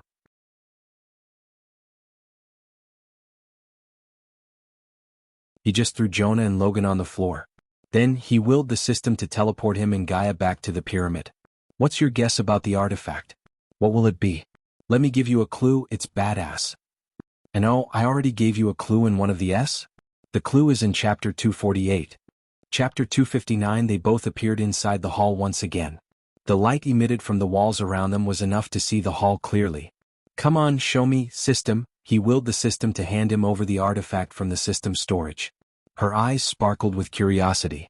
A small light emerged above his hand before transforming itself into a silver oval-shaped object. Although from the outside it looked like an ordinary thing, she could feel an immense amount of energy pulsating from within. Is that an egg? She reached out to touch the artifact in his hand. The thing in his hand wasn't what he expected. At first it was a black orb and now it just changed its color to silver. Crack. Just as Gaia's hand touched the surface of the thing, cracks began to form on its surface. It is an egg, Michael confirmed his suspicion, sensing a heartbeat from the thing. Ah. Suddenly Gaia squealed. He was stunned by her sudden, unexpected reaction. Before he could ask her why, he too felt intense pain all over his body. It felt like his soul itself screaming in pain for a second. The pain quickly vanished as he saw a tiny head rising from the egg. Soon, another tiny head rose from the egg. They were stunned to see two tiny heads, but to their surprise, another head rose. Under their bewildered gazes, the tiny beast completely broke out of the shell. Another shock hit their core as they were not three beasts but the three heads shared one body. The hand-sized beast shockingly resembled a beast on Earth. Not a real living beast but a beast he saw in movies, King Ghidorah. The only different factor was the color of its scales and the eyes. Each head was covered in different color scales. The head in the center had shiny cloud silver scales while one head in the right had pure white scales and the left one had black scales.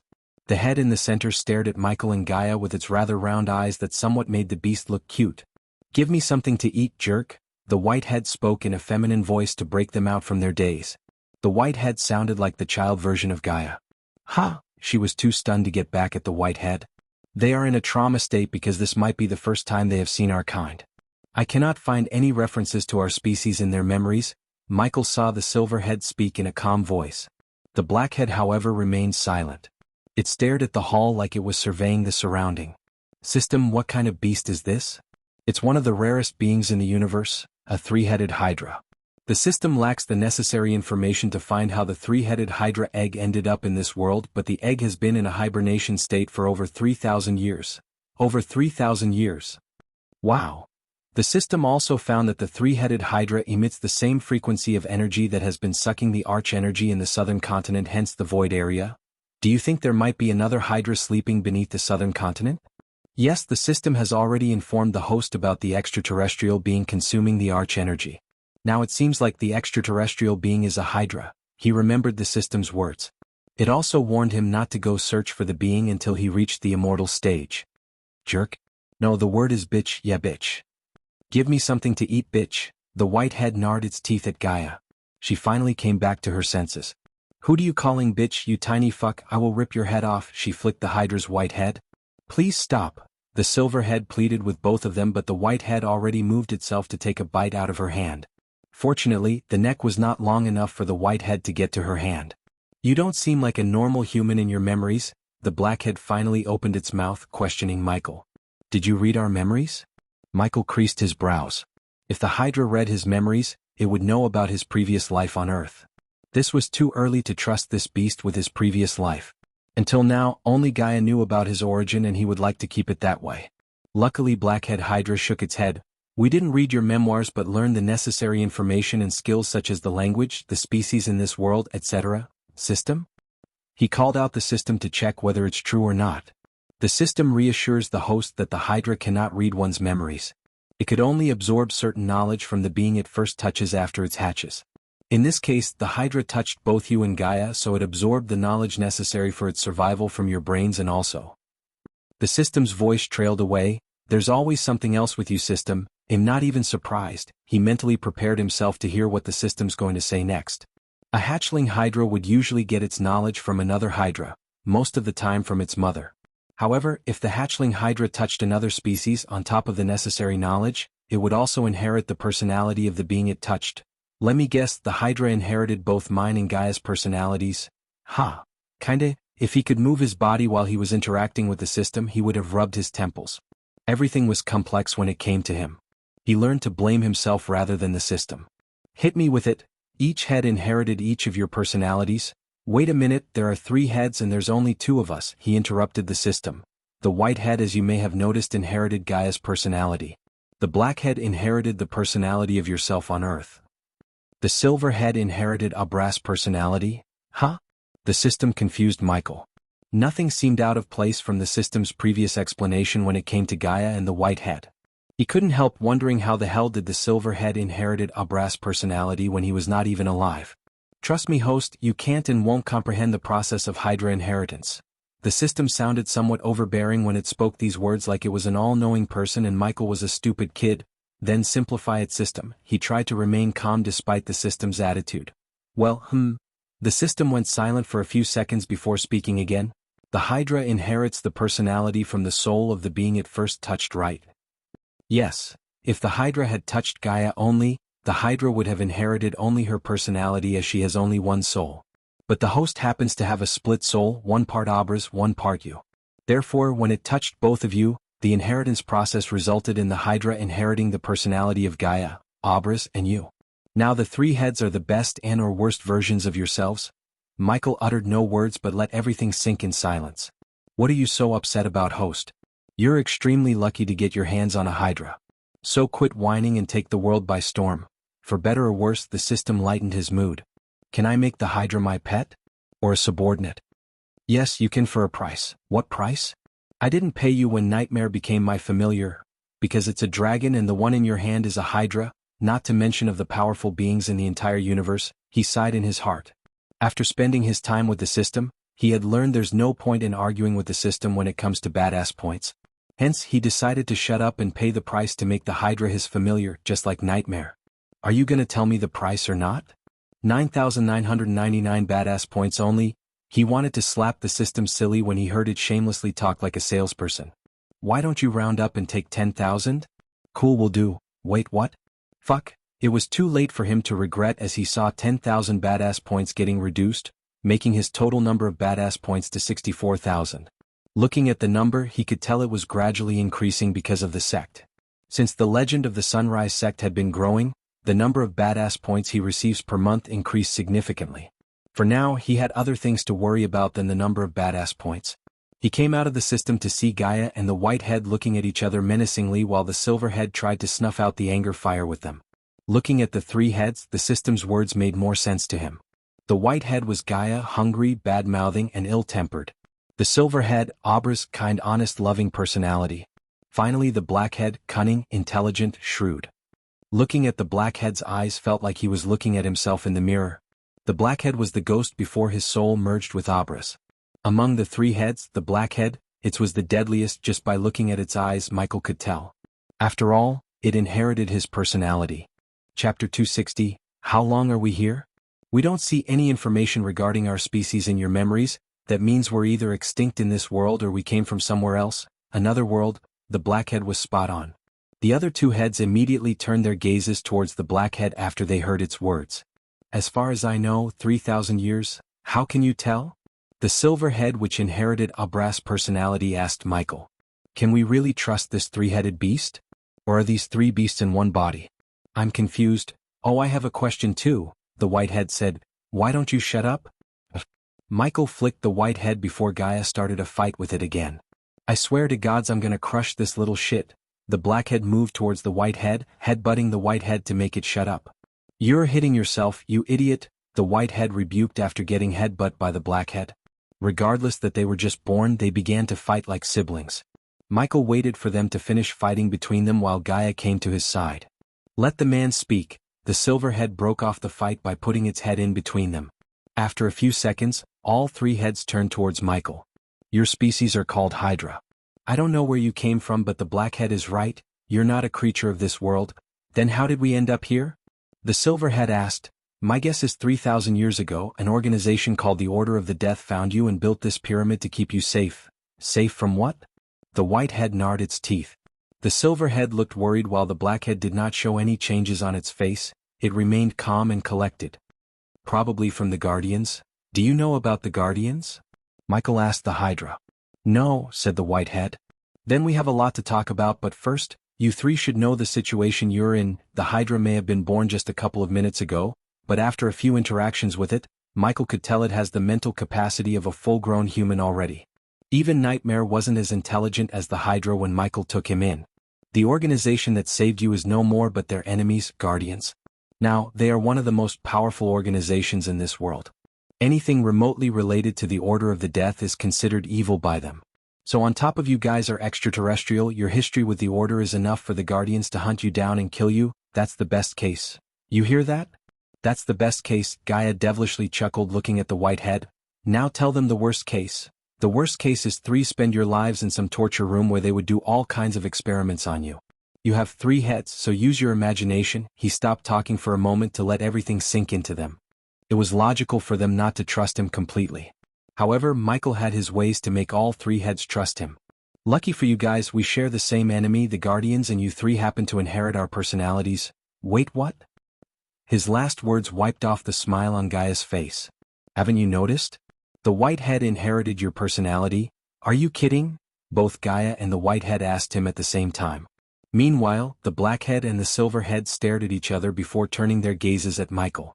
First, they wondered whether what he said about the white head inheriting Gaia's personality was true or not. Secondly, if what he said was true, they wondered who among the 2 of them inherited Michael's personality. I want to ask how you know this, but I'm not going to do that.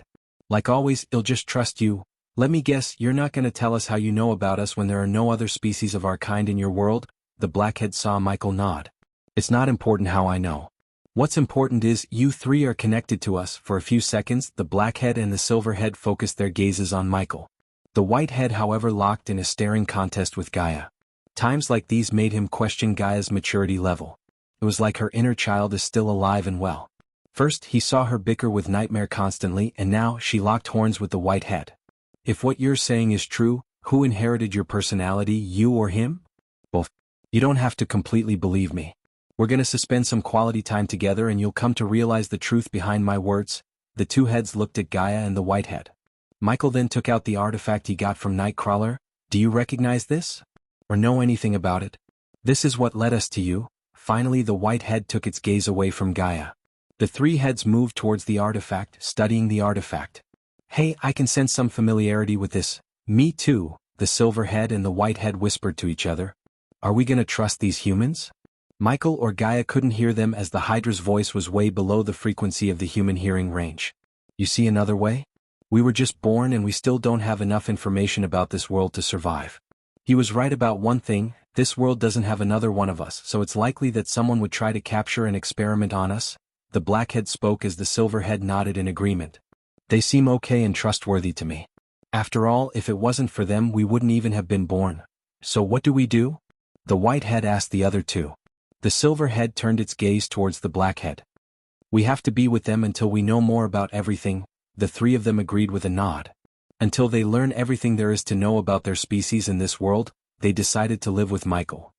After deciding, they looked back at the artifact in front of them again. One of my kind. Suddenly the 3 of them heard a voice inside their head. Good. Very good. The 3 of them felt an intense pain inside their heads. They tried to shake the pain away, but every single word the voice uttered increased the pain they were feeling.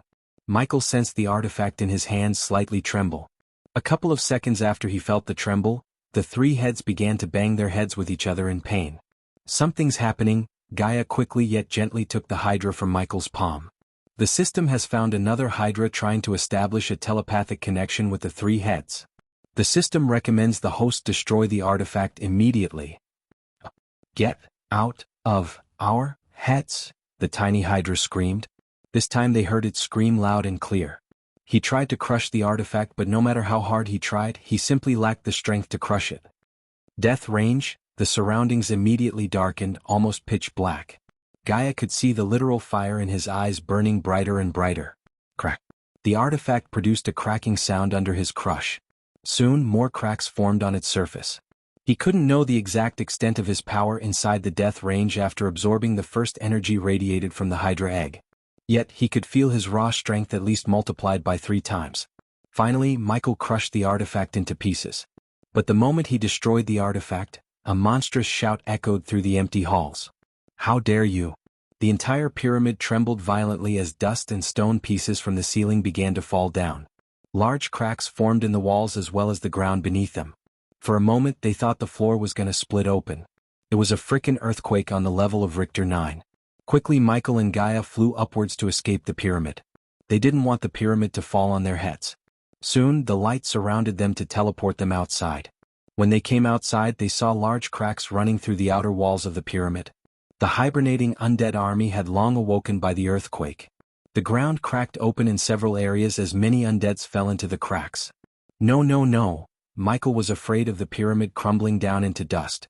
He just found a perfect base in the southern continent. He would hate for it to be destroyed before he could even use it for a single day.